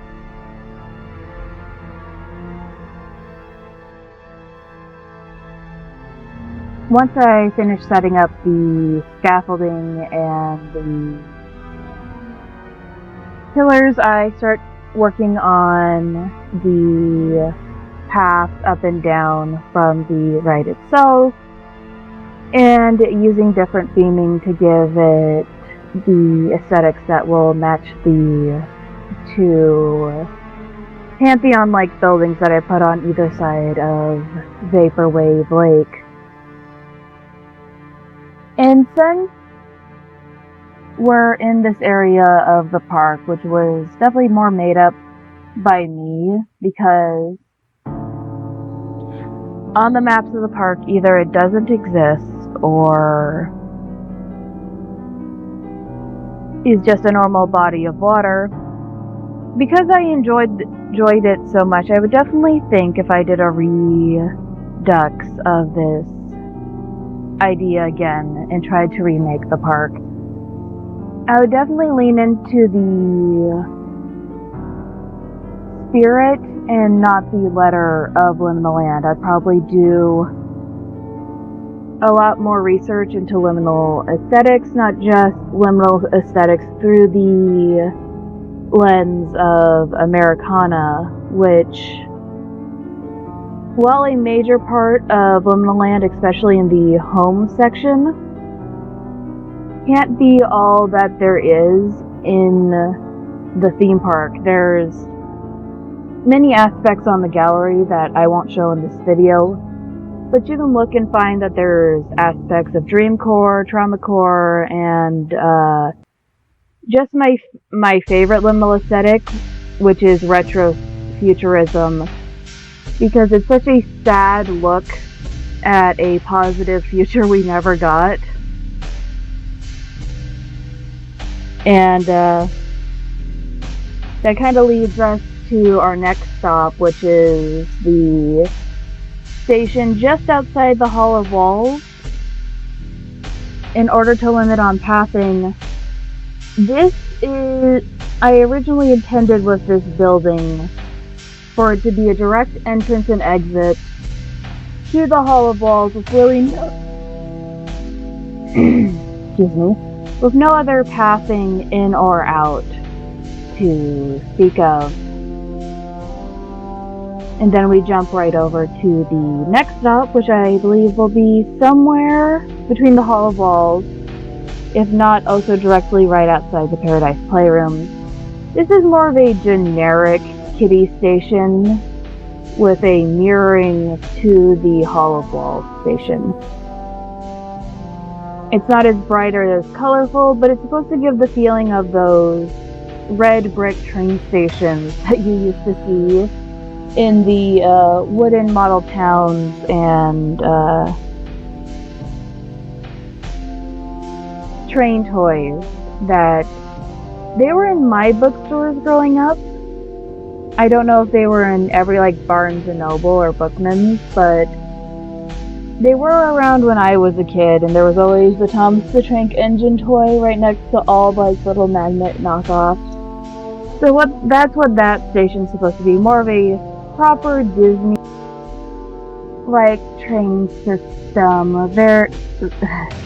station, very similar to nostalgic train theme parks or toy-like in appearance, in order to, in many ways, disarm the viewer. Now, I believe the next two ones are the reconnection up to Invader Cave, the Thrill Ride, and Invader Cave, the Transport Ride, with a reverse exit, and then another station in the corner of the park that's blacked out. Once we get to that corner, I guess spoilers, but I'm not very fond of that particular area of the park, because a lot is said to be there and speculated to be there that I did not give the space to represent properly. Now, with this station, because it's kind of connecting back up, I'm trying to do two things at once with having kind of an ancient sci-fi aesthetic mixed with a temple aesthetic to really line in with the Vaporwave Lake ride, but also in my head I was readying myself to, in a sense, fanfiction rewrite the forces behind Liminal Land in order for certain parts that I was researching in regards to liminality in a mythological and horror and storytelling sense, and liminality in the aesthetics just in general. Now, at this part, I am building the second major transport ride in Liminal Land, and that is the Sky Gondolas. Before this entire episode was going to be me justifying why would Liminal Land have a Sky Gondola. It's a park that's majorly underground, and it doesn't want you to see what it's like above. It does. On the gallery, there is an advertisement clearly showing a sky gondola type ride, or a ride that would take you long distances up in the air above the park, which I have never been on any other ride besides a sky gondola that does that. There aren't really proper sky gondolas in Roller Coaster Tycoon 3, so I went for a modified version of a ski lift with the umbrellas of the sky gondola mentioned. And also, here's just a picture of one of the entrances. This is a very much like ski lift, spinny entrance exit vehicle for that type of ride. And this was just a recovered clip from a boredom project I was doing to fill in the space of the area around the mountain of home and Invader Cave. And this entire massive track-like structure is intended to, one, expand kind of the home advertising with a little ride that would take you into model homes. But mainly this ride is actually inspired by the defunct/never made project called The Ride of Life. It was a British art/performance project designed to have multiple sections of a ride for different artists to show their work through an immersive environment through several sections. And that was created by... I'm just gonna let that slide. You're almost 3 hours into the video. You don't care what noises my phone makes. But the Ride of Life was designed to revive an area of a dead mall through, I guess, a dark ride that you would sit on a couch and go through several areas of the ride, and each section would be made by a different artist with the basic prompt of the Ride of Life. And they took it several different ways, many fantastical, some many narrative driven, and some much more symbolic. And just there's so many layers into that documentary that reminded me of Liminal Land. And the irony enough, and I could be Mandelaing this for myself, I believe I actually came across the documentary for the Ride of Life while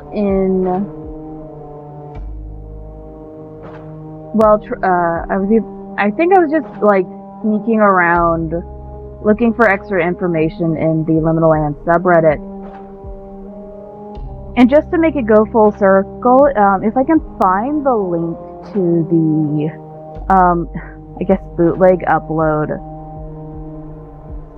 of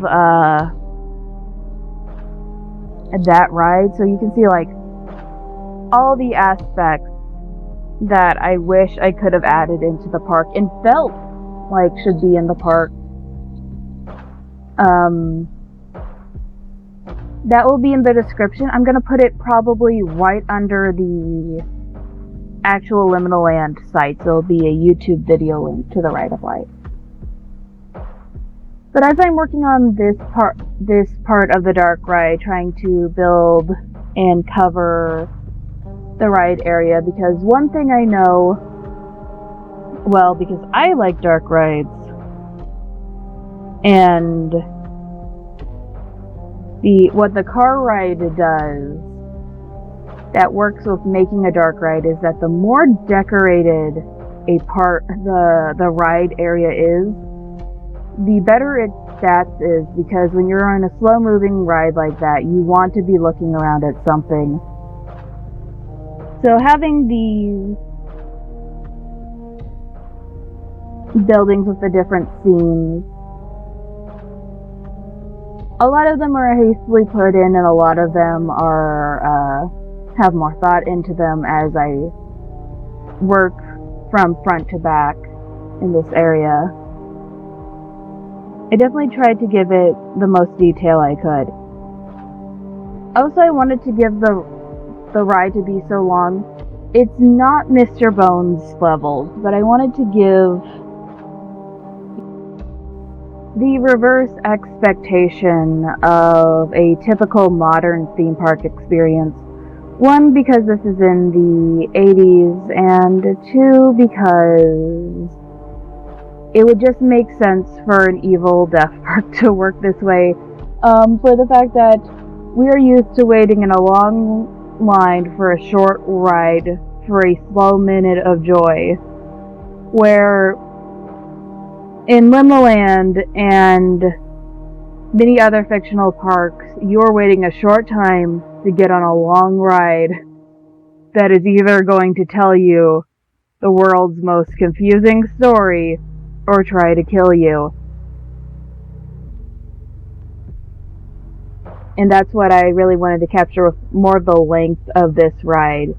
You are going through scenes all of the ride of life that have relations to home or existing, or just so flat out weird that you feel lost and stuck. And when you are a child, stuck on a ride, or your first time riding any ride without a parent or a friend, it doesn't matter what the ride is, there's always the level of fear of, I am alone. Even when you're right next to a complete stranger, there's just that terror and feeling and excitement that at Liminal Land, I think, would be the norm for anyone like over 5 who wasn't abandoned in the park. Just the creeping sense of loneliness coming in every which way. So the clip switches heavily to, I took a brief break from working on the flat ride to do some decorations leading up to the queue of Invader Cave. These are typical flat rides around the area, which I assume would be in this area. Plus, again, like with the retro futurism aspect, that probably was somewhere in the park, knowing how it talks about innovation while trying to promote nostalgia in the 80s. There's definitely like the metal like space base is more our area of nostalgia, and we can see that in the current state of video games with this is how the future looks. But definitely the more like pastel-y rounded plastic style is kind of like the Jetsons is what I really remember more from retrofuturism. So I get this area all set up and ready, and to kind of give like the more trapped, funneled like illusion, because in this area I wouldn't like want the guests to escape. So that area is so much more enclosed than the rest of the park, because the idea is that little area with all the flat rides and the planetarium, even though it's a theme park and it's meant to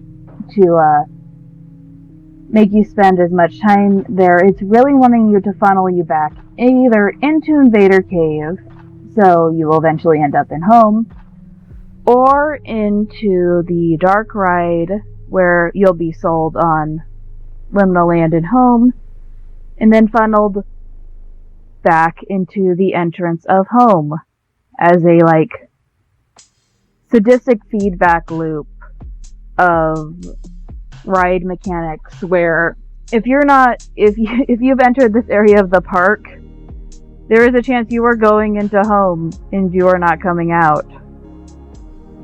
Which, again, that's the point of the company in the ARG, to do that as much as possible, to trap and confuse not just you, the guest, but the entity that it keeps as a mascot for currently unknown reasons. So there's a section here where I'm building trees and things, and I'm trying to figure out what to do with this biggest second gap. Thinking back to Vapor Wave Lake and thinking back to all the other things we, just from my, dumb, eclectic knowledge of this project and how I'm gonna make it better and make it sense. This is where the fanfiction comes in. In my version of the park, in order to keep up with liminality as I understood it, I changed who was being worshipped and trapped in the park. In that little area that will become a massive temple, I changed it from Moloch to Dagon, which I get it. Dagon is overused. He's the big bad Canaanite god in the Ark of the Covenant. His statue gets exploded. He's used so many times in different types of horror media in regards to the fact that his name is then reused for the Cthulhu mythos. But in the biblical demon interpretation of him as a merman, there is something liminal about the transition and growth and weirdness of a mer person. As much as they're not quite amphibious. They're halfway between being an animal and a monster, and that's kind of the idea of the Minotaur too, which is one of the reasons why they use. I'm assuming that you're using Moloch in the ARG. But after I made this big decision, because I wanted a fearful hint of Moloch in the park, like how in the Discord only images and in the park map, Moloch is already there as a park mascot. I finally found a brief spurt of creative energy of using the Atlantis theming in Roller Coaster Tycoon 3 to do, is it Dagon or Dagon? The Dagon imagery, as he's a god of wealth and plants, but also his biblical and demon description shows him as this massive mermaid fish man that's also obsessed with greed, not just the physical greed, but the greed in knowledge. And the idea of, as the park is being made for the human greed and avarice of keeping people in there long to sacrifice to their deity, instead of just outright killing or eating the deity or trapping them in the back rooms. The idea of the park becoming a terrarium in which people and souls are just in their own way quietly collected. And perhaps even transformed into something else that would serve his purposes better. But again, that's just like what I was thinking when I was building this, either this is what you see when you first get on the ride, or your last thing you see before you get off the stop. For this ride, this dark ride inspired by the Ride of Life. And again, that was just my fanfiction interpretation to figure out, like, how to do a like, having this, again, another out of place, not at all really liminal temple ride in the park. And mentally justified in the lore of the park that I am trying to make. And you can see I sort of as we're finishing out this temple area, I definitely really wanted to keep it enclosed because for this project, when it was supposed to be a longer Let's Play series, I had planned to do a virtual tour and ride all the rides, and I just wanted to see what it must be like from the rider's view, either coming or going from that area with the fish mouth, and seeing how close you actually are to the sea monster. So we're back in this familiar area, and I believe it is time to work on the coasters. My first step is to try and figure out and recreate the laugh track. And the laugh track, to me, based on its descriptions as well as the aspect of the image, that it really felt like a flat as in, like, definitely a lower to the ground wooden coaster with a lot of bunny hops and some hills, in order to give that airtime in which you, like, really feel like you're being thrust up against the brace, while the hydraulics in the brace that are supposed to make you laugh are hugging you and squeezing you back down into the seat. And I'm really experimenting with, like, ride types, like, do I want it to have splashdowns because of the constant mist and rain and the allusion to water? And now that I've kind of committed to, in this version of the park, the big bad monster being water-based, can I get away with doing that more? And I feel like for this version of the laugh track, that's what I do. And I'm trying to find ways to, like, make the bunny hops and do the things that I know will give airtime, but still, like,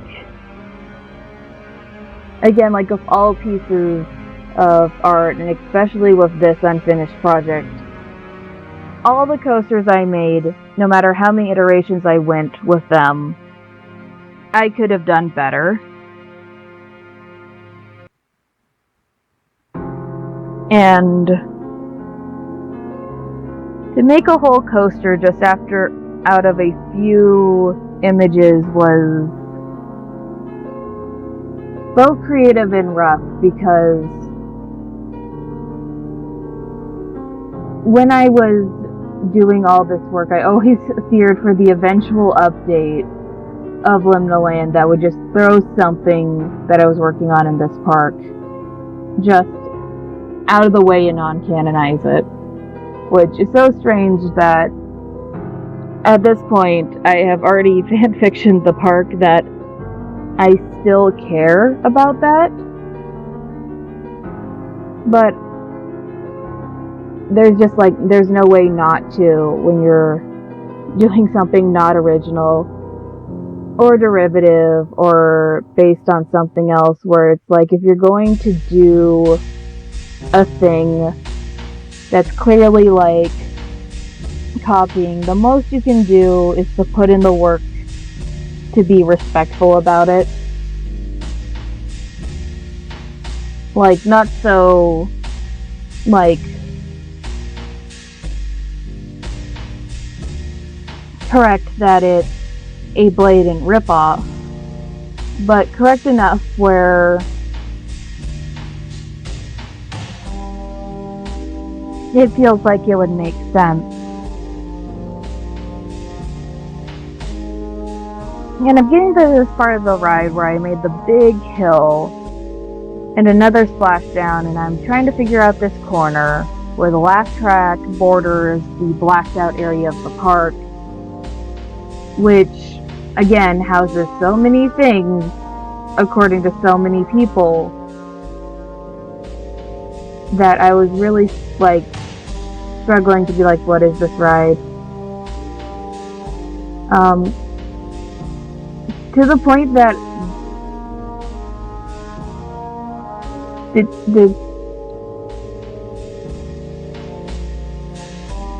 that I put it as Laugh Track 1 because I was so unhappy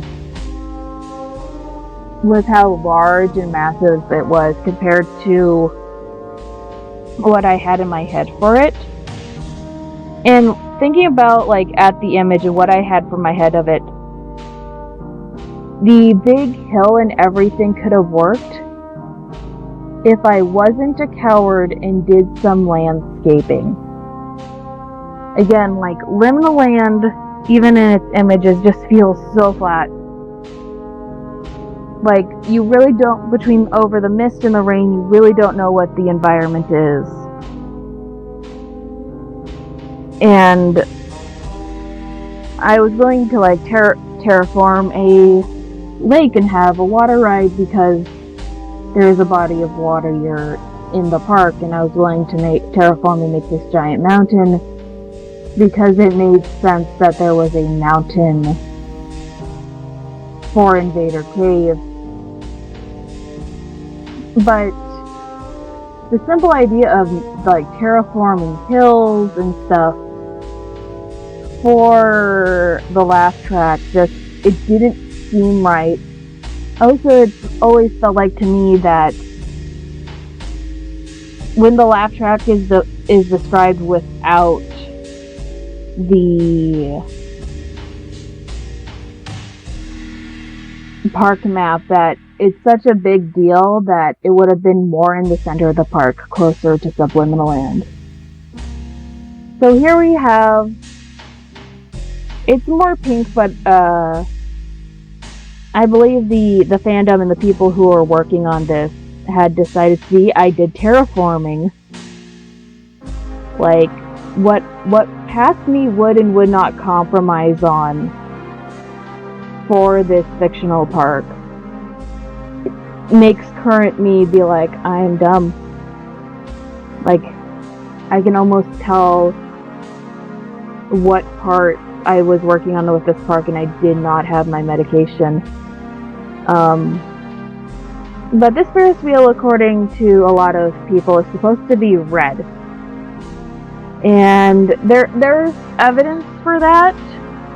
There is the fact that when the sky is red, in the park website menu, the Ferris wheel is black, which implies that it's not another color, even though shadows are a thing and could make anything black. Also, another image that, while AI generated, is so bright, and its sister image that I will use to inspire another part of this blacked out area, are supposedly the Ferris wheel and some other attraction, but reverse image searching these in particular, they seem to be AI generated with references to another park, and I couldn't find them on the gallery or the subreddit. If anybody knows where, like, these images came from, because I looked on other threads and other places for Liminal Land information, that this was mentioned as being images on Liminal Land. So, potentially false images here, but yeah, when I was looking at, like, is the Ferris wheel red? Because I'm making a dumb little Let's Play and I'm not going to ask Nick or Ryan, is the Ferris wheel red? Yeah, but the Ferris wheel is one of those rides that are seen but don't speak, that people think have a bigger role to play. If when the ARG continues. So I try to give it the respect it deserves while having from the guest-facing view, having it slightly terraformed on the hill, getting it as close to red as I thought made sense, and giving it this little special area set off aside for the guests. And perhaps there is something like enigmatic or weird about the ride. But when I was making it, there was just a big deal, I think even on the subreddit or one of the threads that I was looking at on the other sites, that the Ferris wheel is important. That I made sure it was like something that in this squished little corner area, it was one of the things that were in the park. If I were to, again, the eventual someday on version 2 of Liminal Land, I will just put the Ferris wheel somewhere else. It can be with the chrysanthemum or the centrifuge. It might make more sense to kind of be in that wasted area between the Hollow Walls and Paradise Playrooms, because it's just kind of that in-between family ride. Much like an observation tower, which I do for the other, like, unauthorized image that is supposedly from Liminal Land. So at this point, I am now working on the prototype launch coaster, the Skyliner. This was fun to make and fail at because it's a reverse freefall coaster, and for some reason I also made this as an Indoorlands flat ride because there is something about the images in the gallery that just sets off that this was not a coaster vibe, though only being on like 3 coasters that went into reverse, none of them being a free fall coaster, it was really hard to determine what I was doing wrong. But here is an image of the reverse free fall coaster in Indoorlands. As you can see next to the image from the gallery of the Skyliner coaster, and for some reason that my mind went to there's a drop tower here. Now, to be fair, there's a lot going on in this ride, like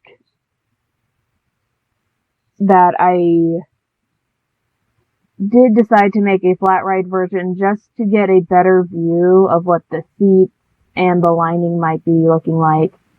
And then going back to RCT3 to finish the actual coaster part. So this is a rare situation where there is footage of a coaster, just not on a coaster for Liminal Land.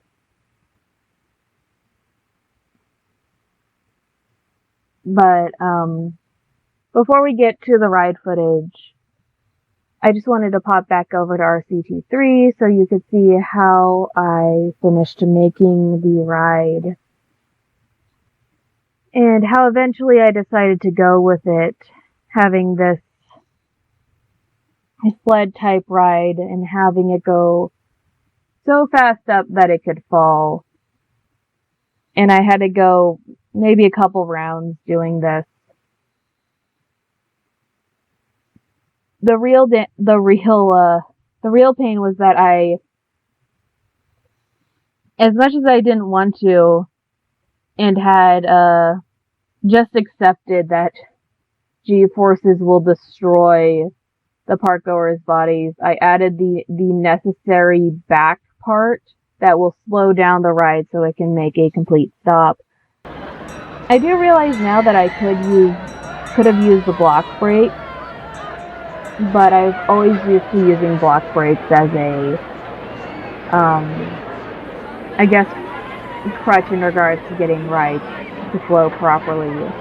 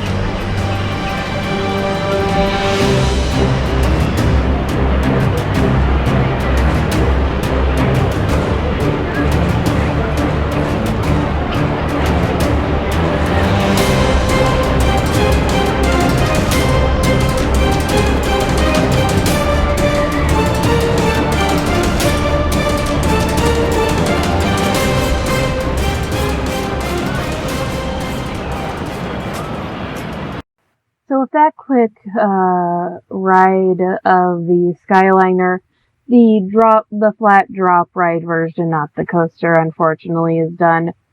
We work on one of the most nightmare-inducing rides I had to figure out how to do, and that was the Serpentine.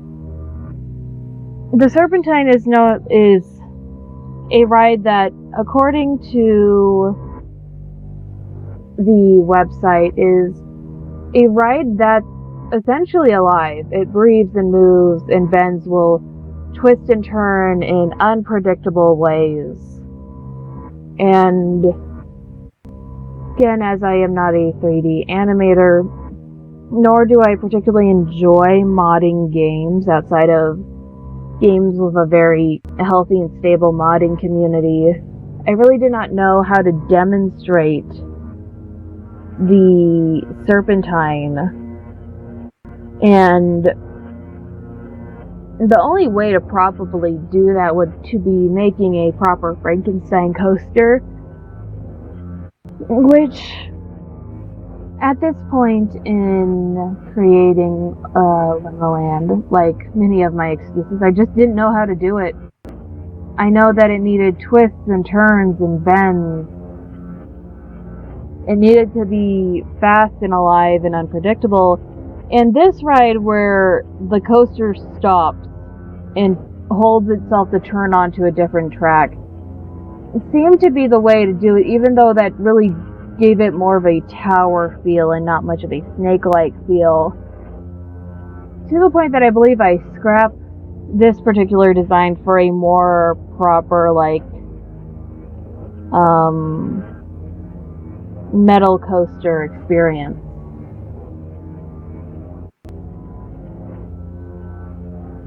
Yeah, I'm pretty much almost done with this ride. It's just getting it back to the station. As you can tell by my roller coaster making methods, I really do enjoy the toilet bowl spirals of death.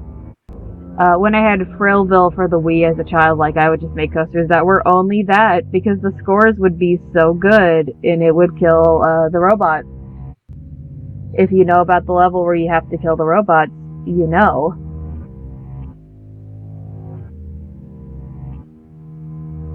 But then it got to the cannot build, cannot fix coaster. And this is where the frustration sets in of like, do I want this? Do I want this awful version? I could have been lazy and used any proper pre-built coaster and been like, yep, and paint it green or whatever. It's hard to tell, because even when enhancing and colorizing the Serpentine image, it didn't give a proper idea of what color that ride would have been. So I'm assuming green, because we usually interpret snakes as green. Green and yellow. Just one of those things of like, what color is a circle? Where if you immediately say serpent, your brain goes to green. But yeah, one of my major crutches is that I can't seem to finish a coaster without autocomplete. So you will just see like me struggle to get this little coaster track to just flail and do its thing. And it's so close and it can't. It just can't. It's so close, and then I get it. I keep going back and forward. And again, this is the Serpentine. This isn't even the Anomaly.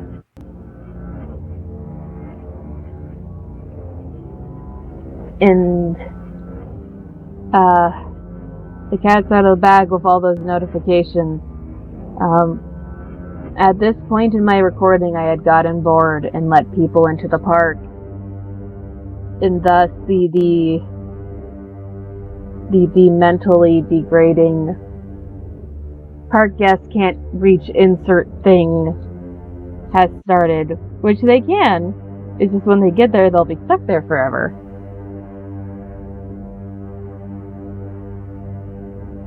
And so then I got rid of that version of the Serpentine and went for a unconventional idea. I think this eventually instead becomes the anomaly, because just looking through coasters to test and see if they're weird enough, I had discovered this ride that changes that spins the location of your seating, which I consider myself a roller coaster buff and a theme park buff. I just had not known of that existence. So I finished that ride and named that particular coaster design the Anomaly. This is where we get to the part of the park where I went back to the now clearly obviously fake image to make an area of the park wedged between the Anomaly and the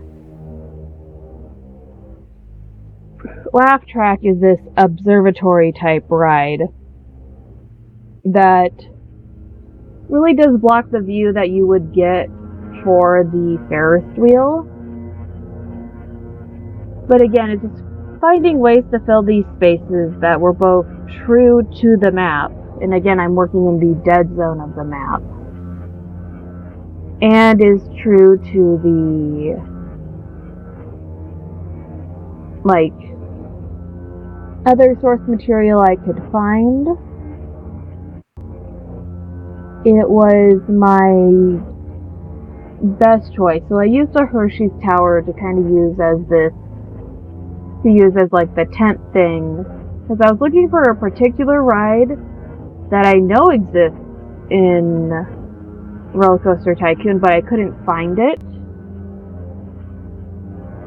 And so I used this observation tower instead, and even then wasn't particularly satisfied with it, so I will go, after painting it, doing some more decorations and adding my own little area, my own little bit of fanficky lore. Because again, there's a lot about home. There is a lot about home. There's a lot about Liminal Land. When we finally get to me building that, because that's the last thing I do, I know I did a terrible job with Subliminal Land, because there is a lot of images explaining how Subliminal Land works. But there's just, for a park that's apparently so big and so grandiose, well, there's a lot of images, I have been given a puzzle piece without any borders. And normally, if I wasn't having a bad year like I was for 2022 and 2023,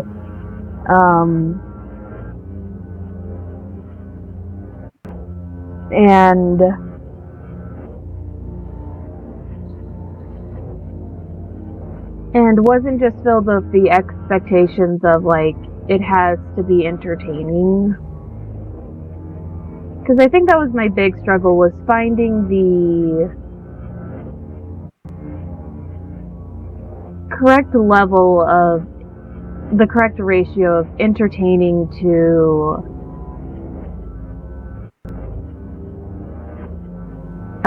accurate, that I think it was one of the major motivation killers. And again, I really had fun with the areas of the park where there was just enough information about it to be creative. And it's one of the reasons why I really want to try to go back and try my hand at this again, if there's interest, because I could take my time, chug a couple energy drinks, and properly organize the gallery and map out the park myself, a mat pad that never graduated high school and then redo the park. And that could be fun too, because again, with Indoorlands, there are plenty of rides that I didn't build that I could build again. But also there are plenty of other rides and other things that I didn't build. There was before I lost motivation and had just uninstalled the games, which for some reason with RCT3, that deleted the world files. And also deleted the park that originally housed my Indoorlands rides, but I could get the rides back and show you the footage of what I had originally for that series.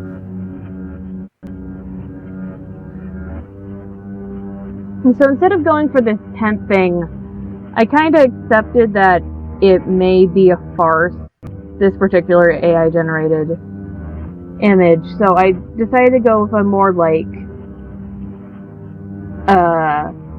science-based, disguising as a circus tent area for this park, adding some spinner rides in the observation tower to just give the sense of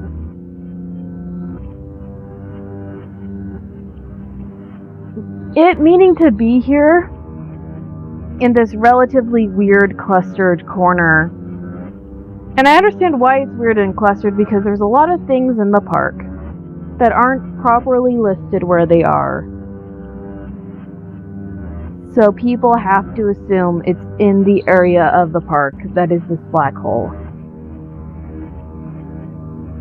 What I actually think, what many people consider this being like park censoring. For this map, it's clearly park censoring because the park just is not listed at all. I think for this particular park map, it's supposed to symbolize, again, the disaster area. And whether that, which is strange because it's in this corner and not in the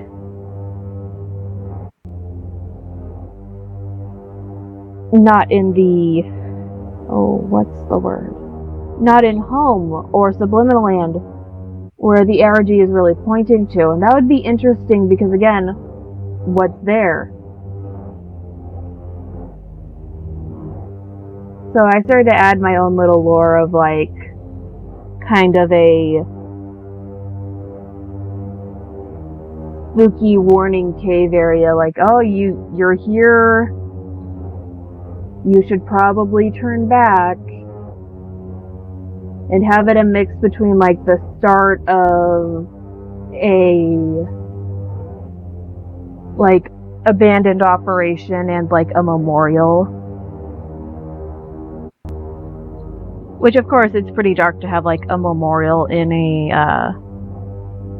an amusement park until you realize there's 3 to the man himself in the California parks in Disneyland. So it's not out of the realm of possibility this could be here, especially with the fact that I was, for my own sanity, making up lore as I went, adding plants and abandoned cave type mines, something tried to dig out, or someone tried to dig into the underground parts of the park and failed.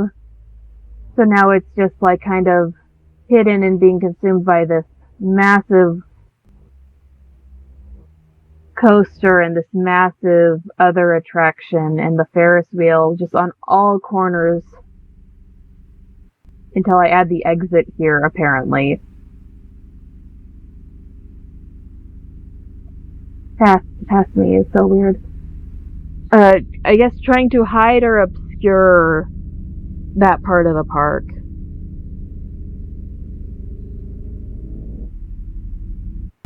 So now we go back, and now I attempt to kind of create this trifecta of okay, I've done the anomaly, it's kind of in the corner, I've done the laugh track, it's time to attempt the serpentine again, the serpentine. And I just knew that I needed to have a coaster that could properly do that big iconic loop that is the only official image of it.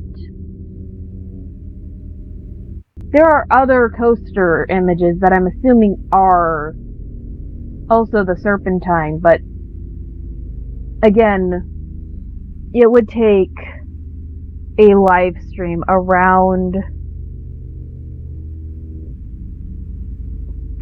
the same length as this video, or a Discord call with someone who's a lot more professionally knowledgeable about theme park design or art design, period, to help me dissect those AI images. As fun as it was, it's not a task for the faint of heart when you're alone.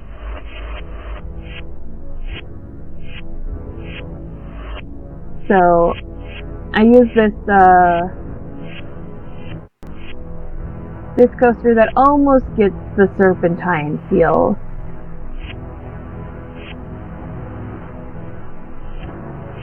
The one thing I'm really struggling with is getting the iconic loop, because it's such a massive thing, away from the apparently moving Medusa knot of roller coaster tracks.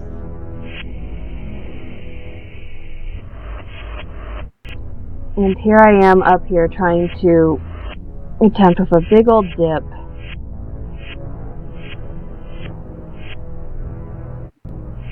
Do a loop back into the station. Trying to fill up the space between the rides. And again, that's with the corner, like, there's so much supposed to be here in this tight space, but again, I did not have the slightest clue what these were supposed to be or what I was doing there.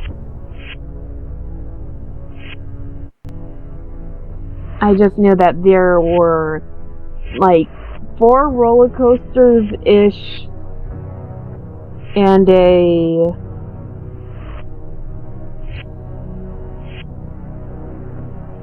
Ferris wheel in the corner. And because it's a dead zone besides what's in the gallery, I just don't know.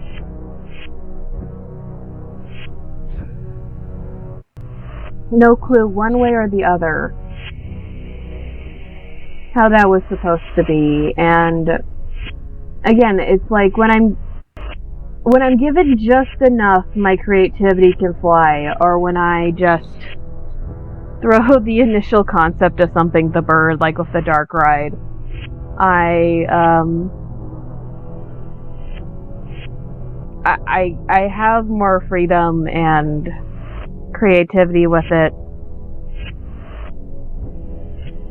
It's just like running that line of having to tell a story, but you're only given 1,500 words, which just does not leave you the detail you need to really sell the idea. So again, just like before, I created a version of the Serpentine I did not like, and made one a little better off screen, just slightly different. And the coaster I decided was based upon another image on the gallery, and I'm like, yep, I have to believe this random other coaster in the gallery is also the Serpentine, or I'm going to lose my mind, like I'm currently losing my arm because it's got like a bubble in it. There it goes. So I got that finished, and now I'm starting to add pathing and stuff into this area of the park, and this is kind of like the quick place and go style, because I really was not fond of what I was doing with this, and the idea that this was going to be broken up into a longer Let's Play, that I would just set the necessities down with some mild theming, and you guys would be able to tell me what I was doing wrong.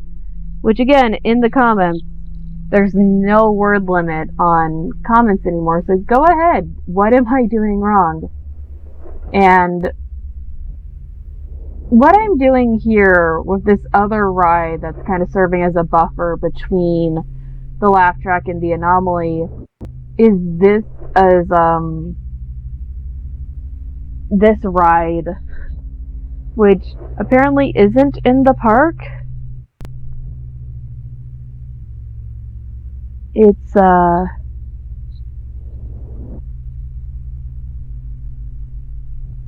really because it's like this weird like roller coaster meets boat ride. And I wanted it to kind of serve, like, even though the website says that this was a, like, test ride and it was never really in the park, a part of me believes this is, like, also the anomaly. Like, because, like, it's not supposed to be there, but it obviously is. That essentially I built this too as, like, a middle ground coaster between the laugh track and the anomaly. And maybe if I knew how to do Frankenstein coasters in RCT3 or track switching in Planet Coaster, there would be a way to switch carts between the 3 coasters. But this is just to have something to fill space, a better rated ride, and that's the only reason.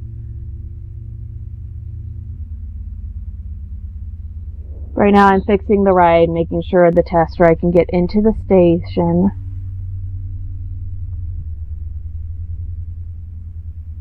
And I'm adding down more stuff. Because, like how if you have a home and home, you're essentially trapped there forever, or trapped in the park forever.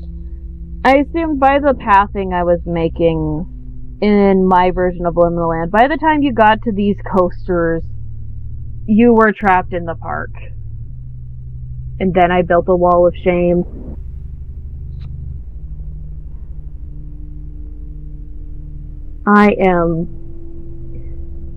It's not a wall of shame, it is a wall of shame. It's supposed to be a station, but, I have not found the proper way to do roller coaster ride stations yet. I can do flat ride buildings semi-well, and I can do transpiration rides enough to get a C- if I were to be graded on it. This little area, because it was so massive and not supposed to be here, I'm like, this is also a base, because it's a part of the anomaly. But, you know, you can now get snacks while you enter or exit the ride.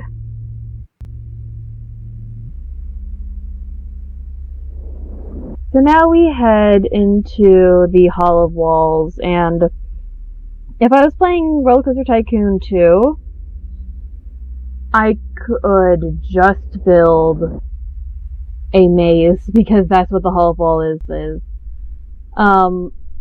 But I didn't, so I built the next best thing that can waste your time to a maze, and that's a mini golf course.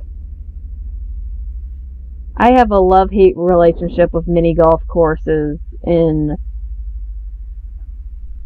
real life, because where I live, it seems like I can't have a place that's considered a local theme park without a mini golf course that I've just, like, I gotta have it. And so to kind of give the feeling of there's 7 different pathways you can take in the Hall of Walls in Liminal Land, I tried to make 7 different golf courses, and I'm just like, here's 2. One gets you out of the building. One puts you in underground hell. Just another underground, undisclosed underground part of the park, where you will continue to wander and die. And there's a less blatant version of that in a little bit in the Paradise Playrooms. But one thing that I did with the Hall of Walls, which is very weird, that I did a reverse for Paradise Playroom, is that the Hall of Walls, just like many other buildings in this proof of concept for Liminal Land, is very gray and very boring. But my fanfiction brain was like, isn't it the back rooms inside? So I made it like yellow. And there's pumpkins. And another temple type thing from Vaporwave Lake.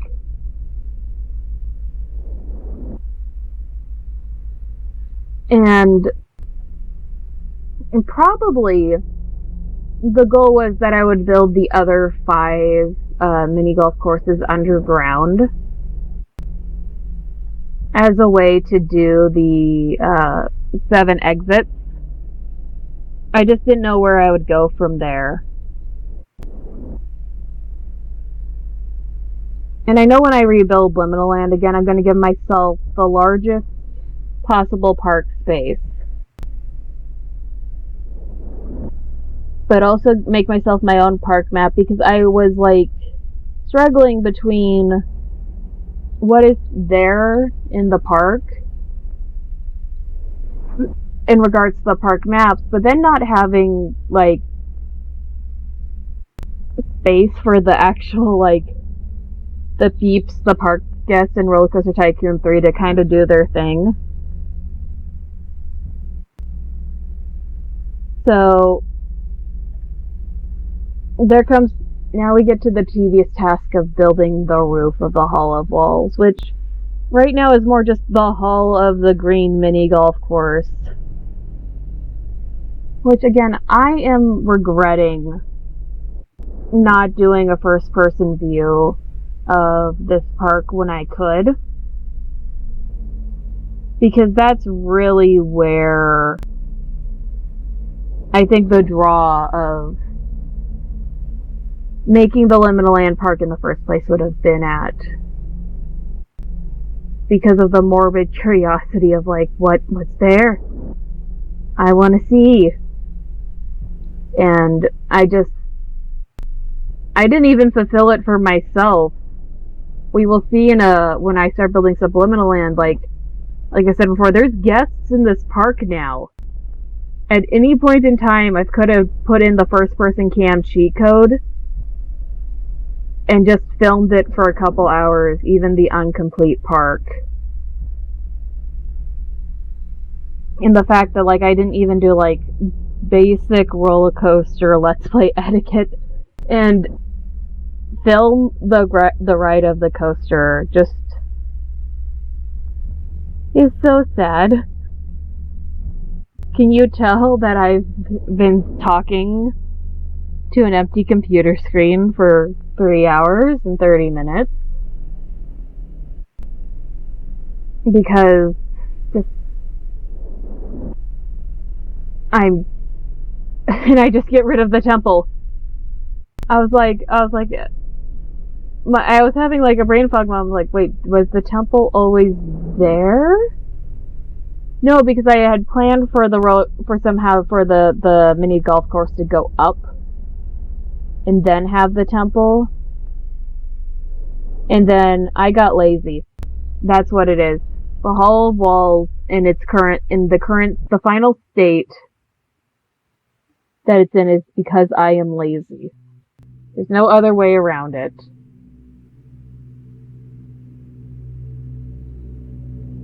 Okay, so I'm looking at the parts of the park and I'm like, okay, next stop on the list, Paradise Playrooms. And I just started adding a bunch of arcades and laser tag things because there's really no way, despite all the images in the gallery, to make Paradise Playrooms the way it is without a lot of like skills and technical experience I didn't have. So I added some slides, the arcades, the laser tags, and a few other things, and a portal to hell. Because you can also, like, Paradise Playrooms is just home for small children you don't want anymore. It's level fun from the back rooms with a little more to do. So I had those two big slides. Do I add anything else? This was very, like, the outside mattered more than the inside, because I'm like, I have the portal to hell in my park under the Paradise Playrooms. If the kids need more, I'll just slap it underground, which I'm feeling must be how the actual architects of Liminal Land, the Charon Corporation, works. Like, oh yeah, we got the facilities underground, we'll just slap something under there if we need more draw to the park.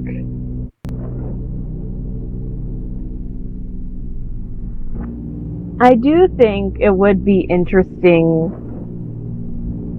to... Mommy's Friend is one of the better Liminal Land videos. The problem is that it's so good at not feeling like a video about a evil theme park as it is, like, it has very, like, again, a friend of mine called it this, and at a lot of points I have to agree, but I only agree in the same way as that I'm a person who unironically likes music that comes on the radio sometimes. That Liminal Land is very much the pop music of analog horror at the moment, of like, here's the big thing, let's hit the beat, let's mathematically figure out what sells, which there's nothing wrong with that, long as you own up to it. Like, okay, this is gonna be a fun campy night in Horrorland, and that's what we get. Like, we get the face distortions, we get the existential horror, we get a whole lot of the back rooms, which I'm a fan of the back rooms. Either before this video comes out or after this video comes out, whatever comes out first, I am doing a crash course type essay video on, like, hey, here's the back rooms. A lot of people talked about the back rooms. There might be some misinformation. Here is somebody explaining the back rooms again.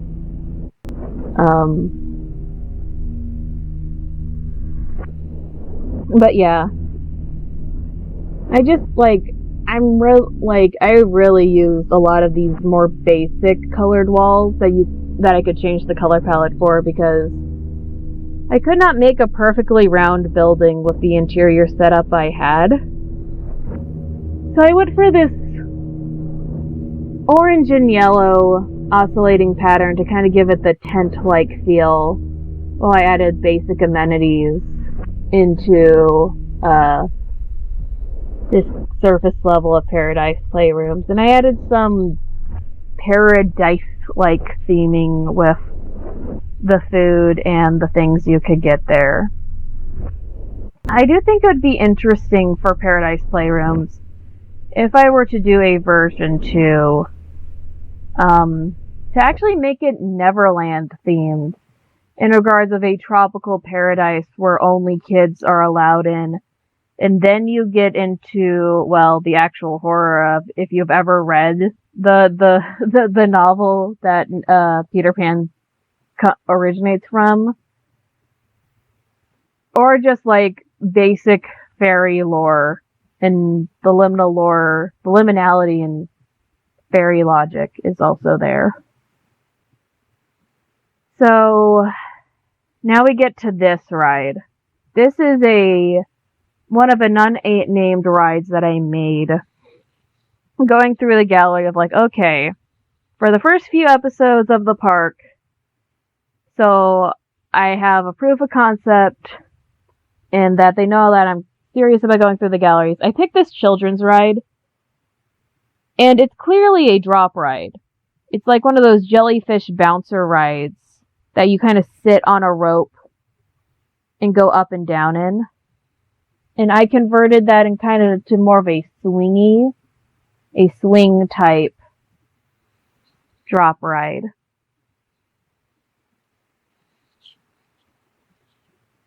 And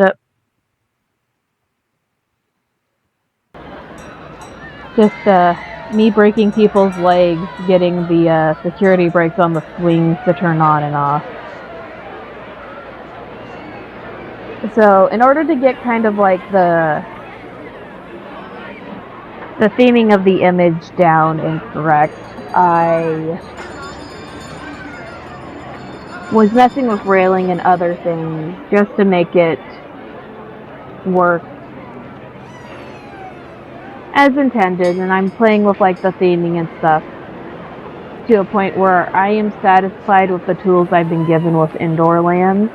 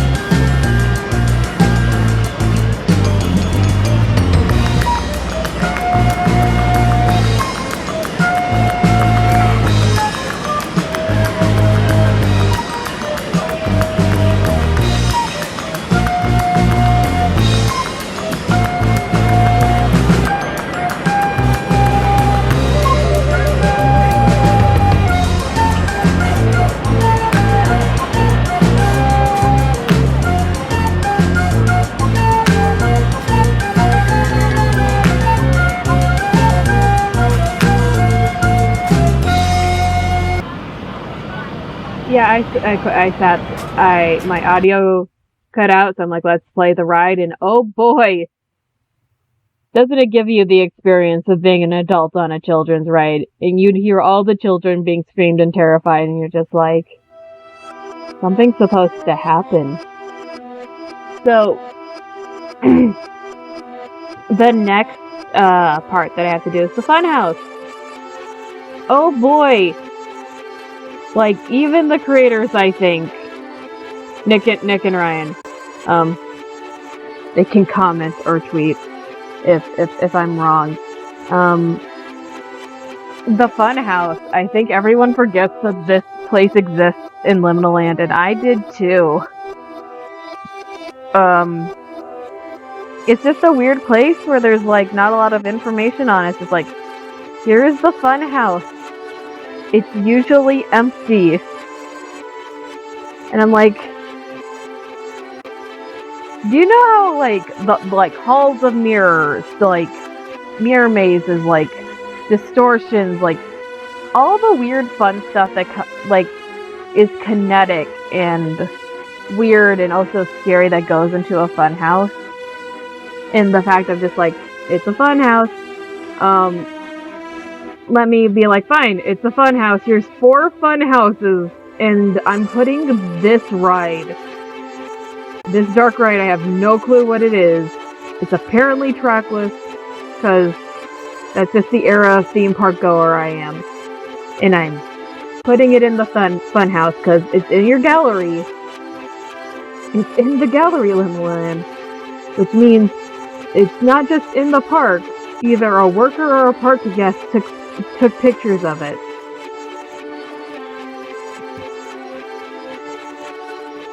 And it continues. So now I go and build to the best I can the fun house. I add typical like clown core-esque things with balloons. So many balloons. And candy, I think, or there will be candy decorations placed up here in a second. But I'm just like, I will know if someone's been to the fun house if they have one of these balloon colors. Because there will be balloons of many colors for free if you show up. And your food and drink, because the dark ride is long, not in the way that it's like the home area ride where it's like long. It's just like, I think I make you have to go through like 10 loops of going underground and up again before you're allowed to get off the ride. So, get free balloons, but everything else will like squeeze you of your money. There's the candy, it's decoration. There's many, like, fun and creepy ways to do fun houses, and also, like, if you have ever been unfortunate enough to be not in the best physical or mental health and attempt a fun house, it can, like me, when I was in grad night,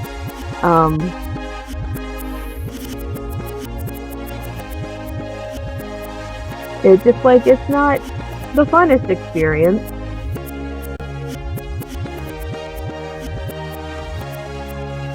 So now I build the actual like funhouse building around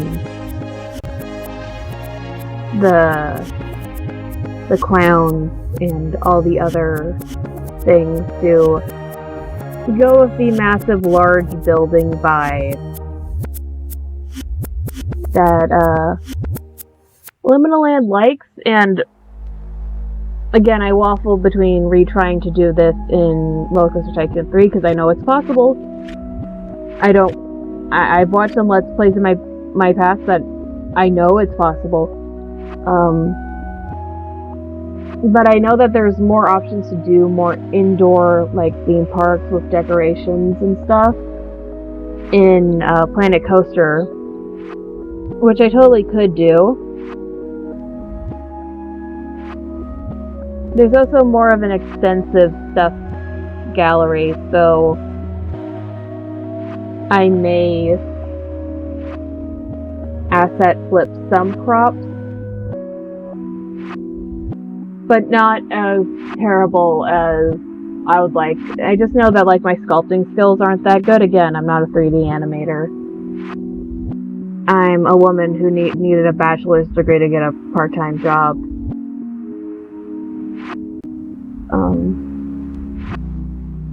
But to have, like, things that I know that are in Liminal Land that I just couldn't do well, like the face, I may go on to the gallery and properly credit people. And for you, my one rare exceptional little bean who has gotten 4 hours into this video and is still listening to me talk, if you know of any prop creators that are on the Steam community page for Planet Coaster that has like any weird core or interesting props that I might be able to use, let me know about them and I will for sure like credit them every time I build with that item, or also put them in the description, because The main reason you put things on the community page is, for one, so you can share them with other people, so they can know your skills and talents, but also for other people to use so they can have a more enjoyable experience, not spending hours recreating the same idea you had and successfully made. Which essentially is what I'm doing in a different format with making Liminal Land and Roller Coaster Tycoon 3. But to be justified, like, one of my main complaints was both the ARG and making the park itself. There's just not... There's a whole lot of nothing, and I'm trying to interpret that into something that I think makes sense. And because you, who are the one watching it, if anyone else is watching it right now, yeah, you can join in on this conversation. Because you requested this, I am actually interested in doing it again. And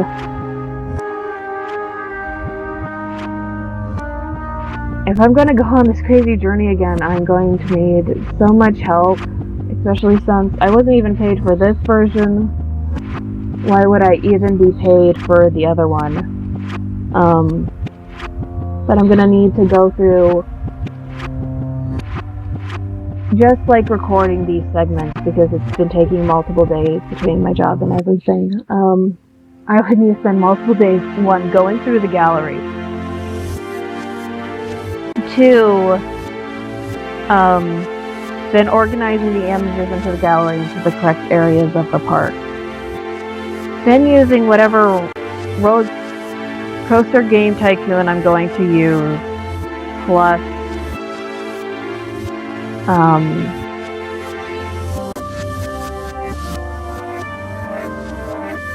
Indoorlands Ride Editor in order to get everything correct that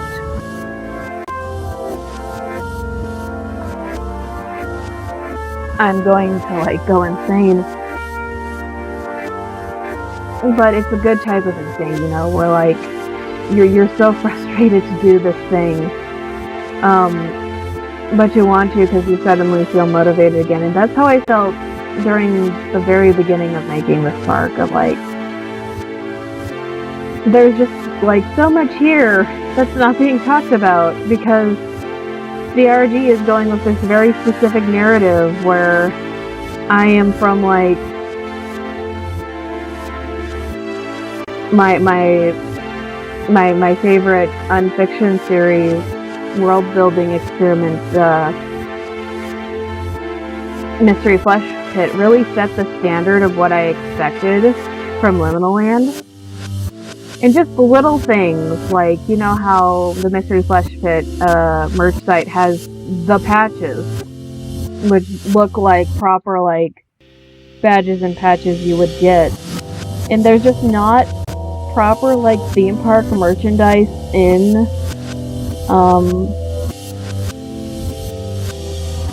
the Liminal Land merch store. It's just, here's some hats, mugs, and posters that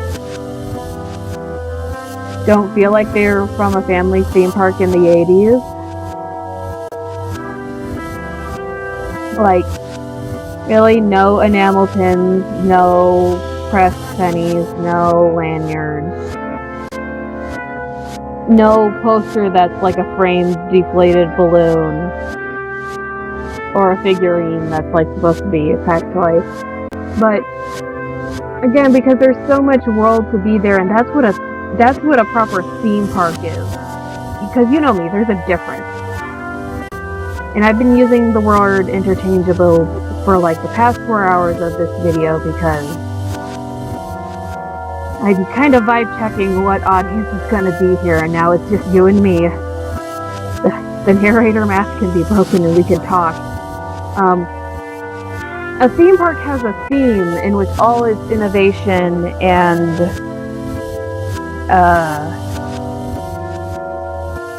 rides and stuff really go around.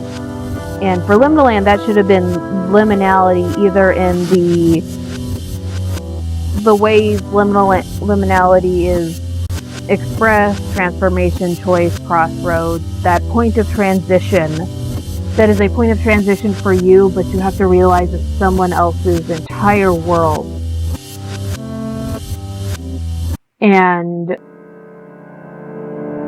or liminality as the aesthetic, which there's an entire art movement Wikipedia, and my favorite art group, Meow Wolf, does a wonderful job without using AI. That it's possible. And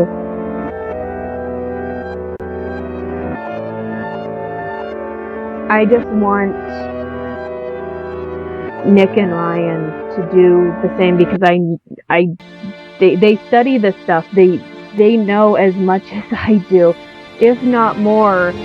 And I'm assuming with their money that they have or had the resources to tell an interesting story and show us interesting things.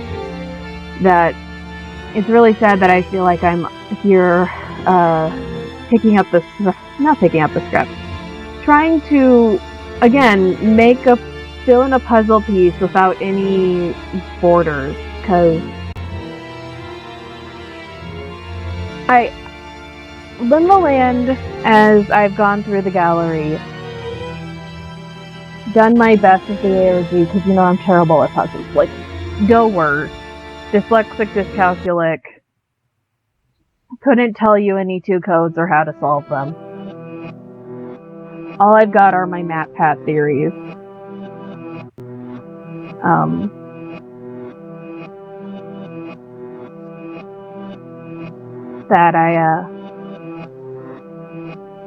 That I just wanted to build and try. And Liminal Land, as it is in its current state, it's an amusement park. There's a lot there, but your entertainment is there first. They are all standalone. There's no connection. There's no transition from one part to another. And because of that, I feel like there's just some real critical bits missing.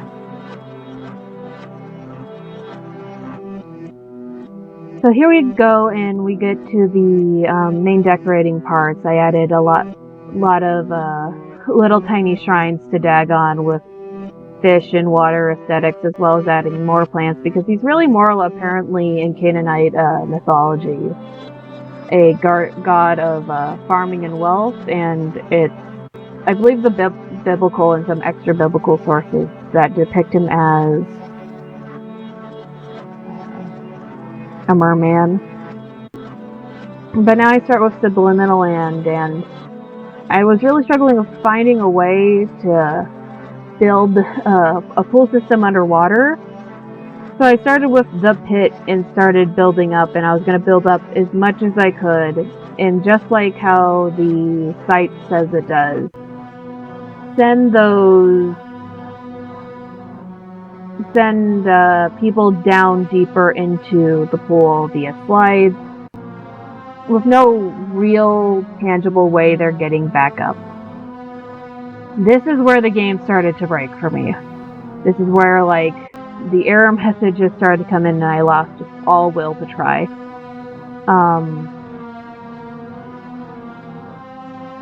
And that is because for each little pool I made, and each little layer of the pool, it needed its own separate exit and entrance, and I just was, in order for the guests to move and go and be in there, and I just was struggling to do that.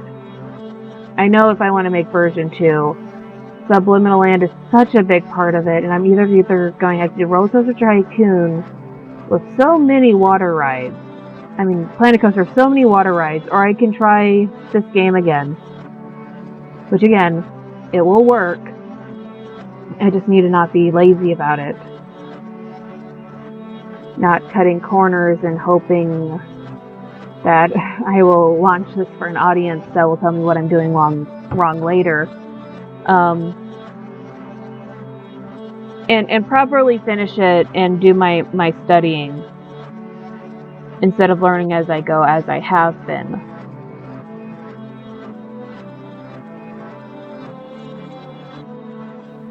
Also, definitely make the series scripted and time-lapsed. Put the amount of effort into this project like I had intended before and like I talked about. Because despite all my criticisms, I am a very, sensitive person. I really enjoy a lot of things that are considered bad, and for all my criticisms, I still very much enjoy Liminal Land, and, well, I wish it would be more like the Mystery Flesh Pit in regards to its world building. I know that Mystery Flesh Pit is technically not an ARG, and it's a world building project in and of itself, and I really can't get away from that in the end. But I know that in order to stop pointing fingers and being cringy and lame, I just need to put the work in, and as I've been working on this long video, putting the work in just to carry on a 5-hour conversation with you guys, or just you.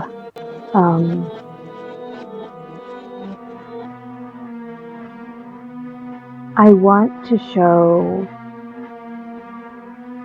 how much passion and joy I do have for creating that I've lost since things in my real life have happened. I've always been happiest here. I wasn't always the happiest here, but you know what I mean. And I just wanted to give what I thought I felt for Liminal Land a shot. Try to put the art back into the AI art they used for the gallery and try to decipher the dream, because there's something here. And I hope that it's not an abandoned project. Because that seems to be a thing with me. The things I care about the most end up being dead. And that sounds dark. I mean projects and creators, people who I respect in regards to just disappearing and falling off the face of the earth. I don't have death touch or anything, but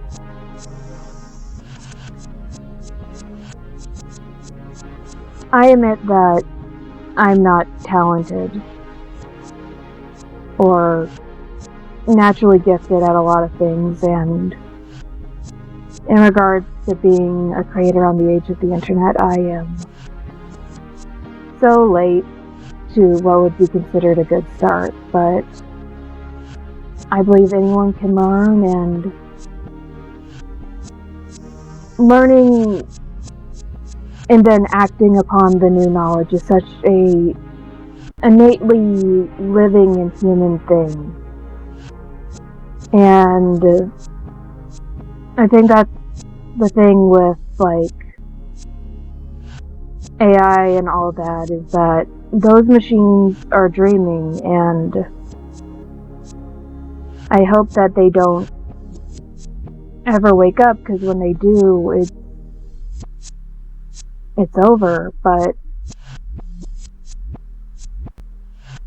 we can use the worst of the technology that's ever been now in order to create something for ourselves. And you know how sappy I am in regards to that.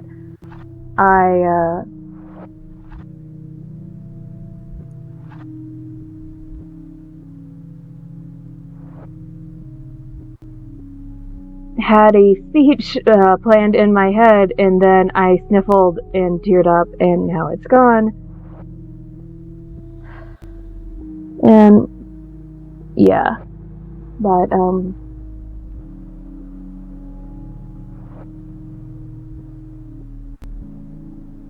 I miss you, and I miss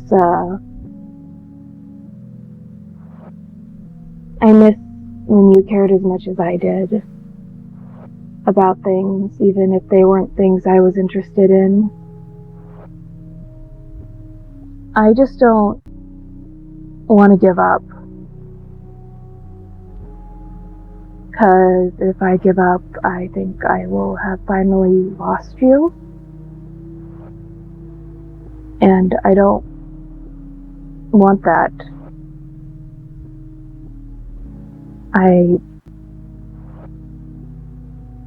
don't.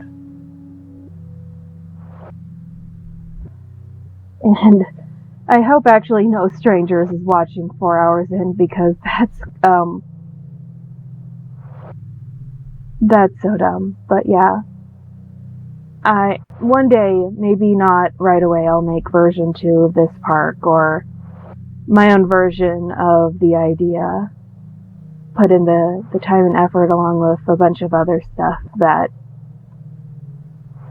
needs to happen to get it all working right, and it will it'll be great, and it'll be just for you and me and the one other person who was using this as a podcast while they played some other game, hopefully a Roller Coaster Tycoon type game, while they beat me at my own project that went off the rails and got lost in the weeds.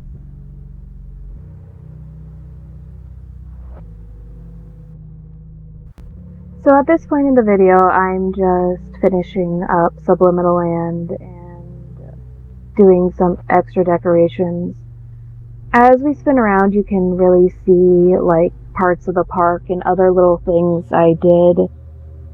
Just a testament of that this video is 5 hours, with me recovering as much footage as I can from my hard drive when it crashed, as well as all the other stuff that was saved in screen recorders and back folders of my computer, to show you how much was missed of this Let's Play footage compared to what we got. Like, it's so strange now, even when I'm editing it and I can see the scenes where one video will start and another video, one video ends and the video clip from like a month later starts, and it's almost seamless, except for when you see things that I remember putting in the park and some things I don't remember putting in the park. Like, I remember putting in that fountain there with the Pegasi, with the justification that it would be something else related to the park entrance. And also in the amount of time building Subliminal Land, it has bordered up extremely close to the Serpentine, which was never my intention and is definitely not how the park map is supposed to look or work at all. And I believe this is past me staring at it and it's like, oh, I can fix it. I'll just redo the ride for the 3rd time, not knowing that we're getting close to when it happened, and I would give up on the project for a long time until you asked me to finish it, because I thank you again for being so interested and double thank you. I owe you lunch if you got this far into the video. That even though you really didn't care for the Liminal Land ARG, that you cared enough to know that I was still working on something. And I will actually try to find a way to make Subliminal Land have that diamond shape, because it's supposed to be the big blue diamond of the park. It is the Sleeping Beauty castle of Subliminal Land, and the fact that I couldn't get it right, I think, was one of the nails in the coffin for wanting to slow down and give up even before the thing. I'm being so vague.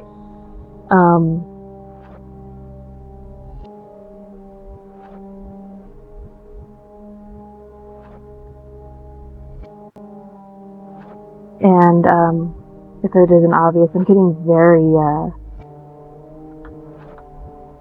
tired.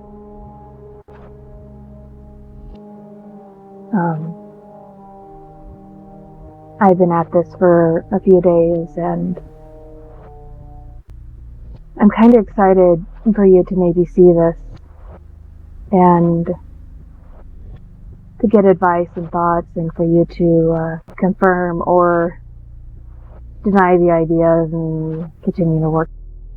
Actually, as a little treat, I may have mentioned it earlier in the audio, but in addition to those AI restored images of some of the images I used in this video, while I didn't, besides the flat rides, wasn't able to get like any of the Roller Coaster Tycoon footage of the coasters or anything else for that matter, that I did recover footage of some of the roller coasters loosely inspired by the coasters in Liminal Land that were in Indoorlands, and that'll probably be the last 15 to 30 minutes of the video, so you can watch those and then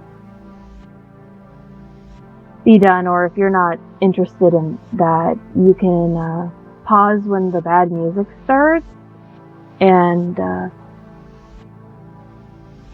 message me your thoughts on the video. I don't use Twitter or X anymore, but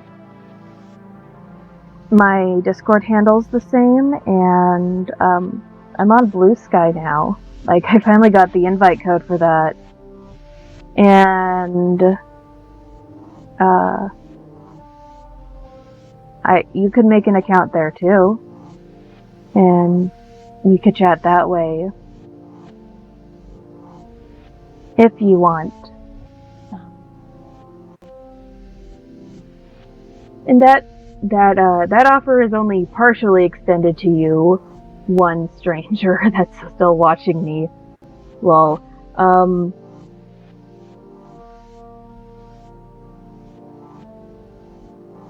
this was actually fun. Even though I wasn't making videos for a while on my YouTube channel, it was fun to have a goal and a project that I was working on to maybe come back to. And as much as I've been lazy, not trying to recover my goals and plans by having this scripted time-lapse series and all that,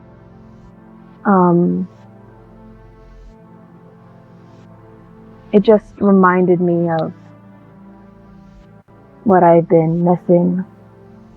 And just to critique myself, this Subliminal Land needed to be either 3 more layers deep or 3 more layers high, because I am driving myself insane with the roofing. And if I was not a dummy and built it so close to the serpentine, it would have very obviously like been diamond shaped, because I just like expand it, build the flat bits, do like a little like reverse pyramid for the upside down diamond. I wonder if Past Me was as frustrated with its working on this as it is watching, because I'm on 1,000 times speed and I'm like, this was supposed to be multiple episodes where I was gonna like script out lore bits and do updates on the Liminal Land ARG, and I'm like, knowing that I have said everything I needed to say without spoiling the entire ARG, I don't know what I would have done for this entire roofing part.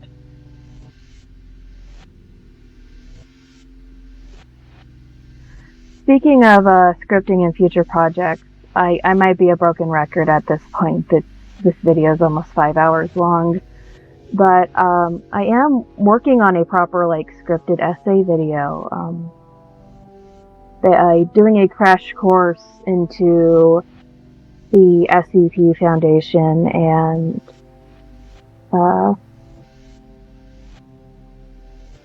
the back rooms, and my personal thoughts, as well as just like basic information for all the kiddies who are getting their information from the TikToks these days.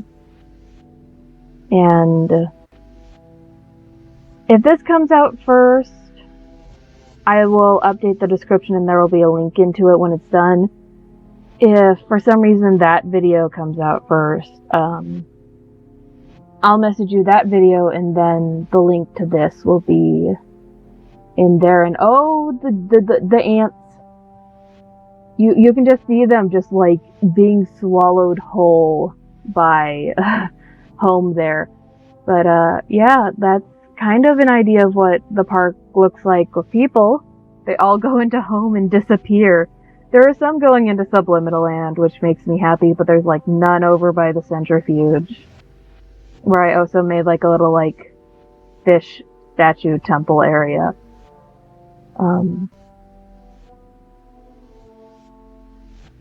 I will definitely in my future park, unless it's the park based more on liminality, mythologically and storytelling wise.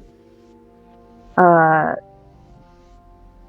will not fanfiction what awful deity or demon is supposed to be under the park.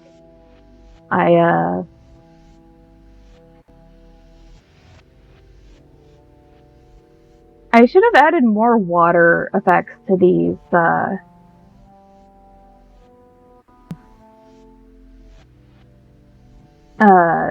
fireworks displays, because there is like some type of like water show on the gallery.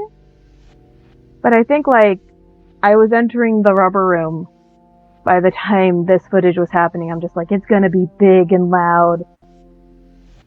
And I wanted to destroy my computer, and I was successful, unfortunately. Yeah, so if I do a redux of the park, let me know what version would you want. Would you want me to be more aesthetic based and screw the ARG, or be as faithful to the ARG as possible?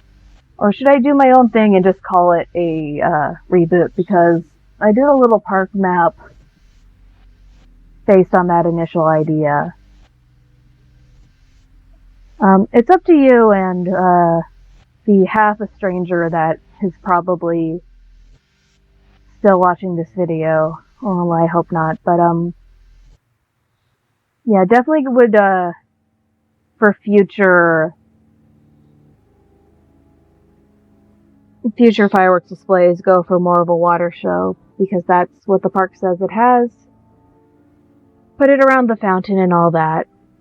And now I'm causing a fire hazard by putting down plants to block the views of the mortars. Just like the final little cleanup, because I think this would have been the midpoint of the series. And there I would start like asking my audience of like, there's a bunch of space left.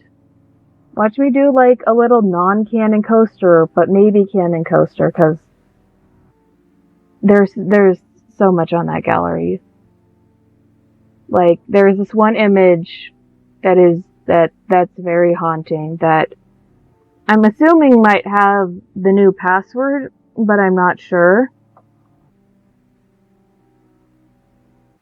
Um,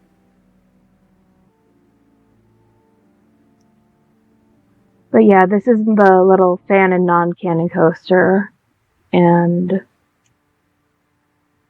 it was just going to be like a quick little coaster ride around some ruins to tie in with the rest of the aesthetics. And I was using, yeah, it's one of these little coasters, and the idea was to get it to spin and go around the tower and down and then back up to its launch point. And I'm really trying my hardest to figure out how that would look. I definitely wanted it to be a hanging, swinging coaster, but I instead go with a wild mouse and make that go up and down the tower instead.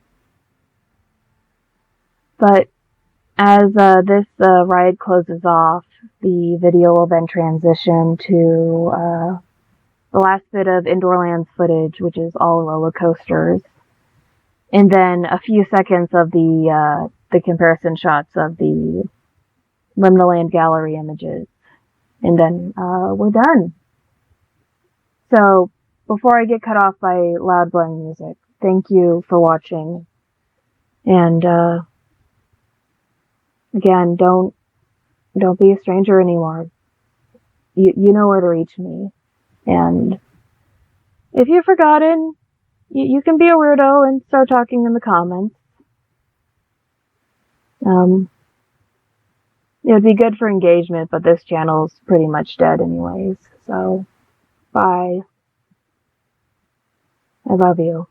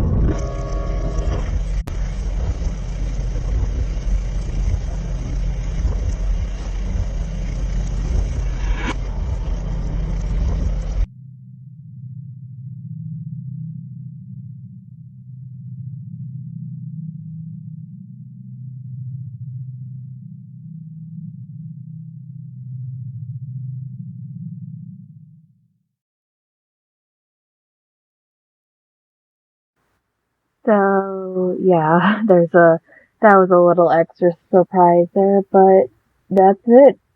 We're done. I have nothing else to show. That was all the footage that I had of my attempt to remake Liminal Land based on some, not all, and especially with with apparently like a new like video game or something coming out by Nick and Ryan. There will be more to come in regards to the content on that site, but that was the best that I could do in recovering that footage. Was it the best I could do in recreating the park? Hell, absolutely no. Will I try again someday? You tell me. Because at this point I have scripting to do as well as my job and trying to get a full-time position at my work. But this was fun to make. The game itself took a year off of my life, and then this took the entirety of January. So yeah, Happy New Year's. And I hope I gave you some mild amusement to pass your time, and just to let you know you're not alone. Because you found this video. And if you want to subscribe or unsubscribe, I don't know how did you get here? Why are you still here? But whatever you decide to do, I hope it brings you some mild joy, and Goodbye.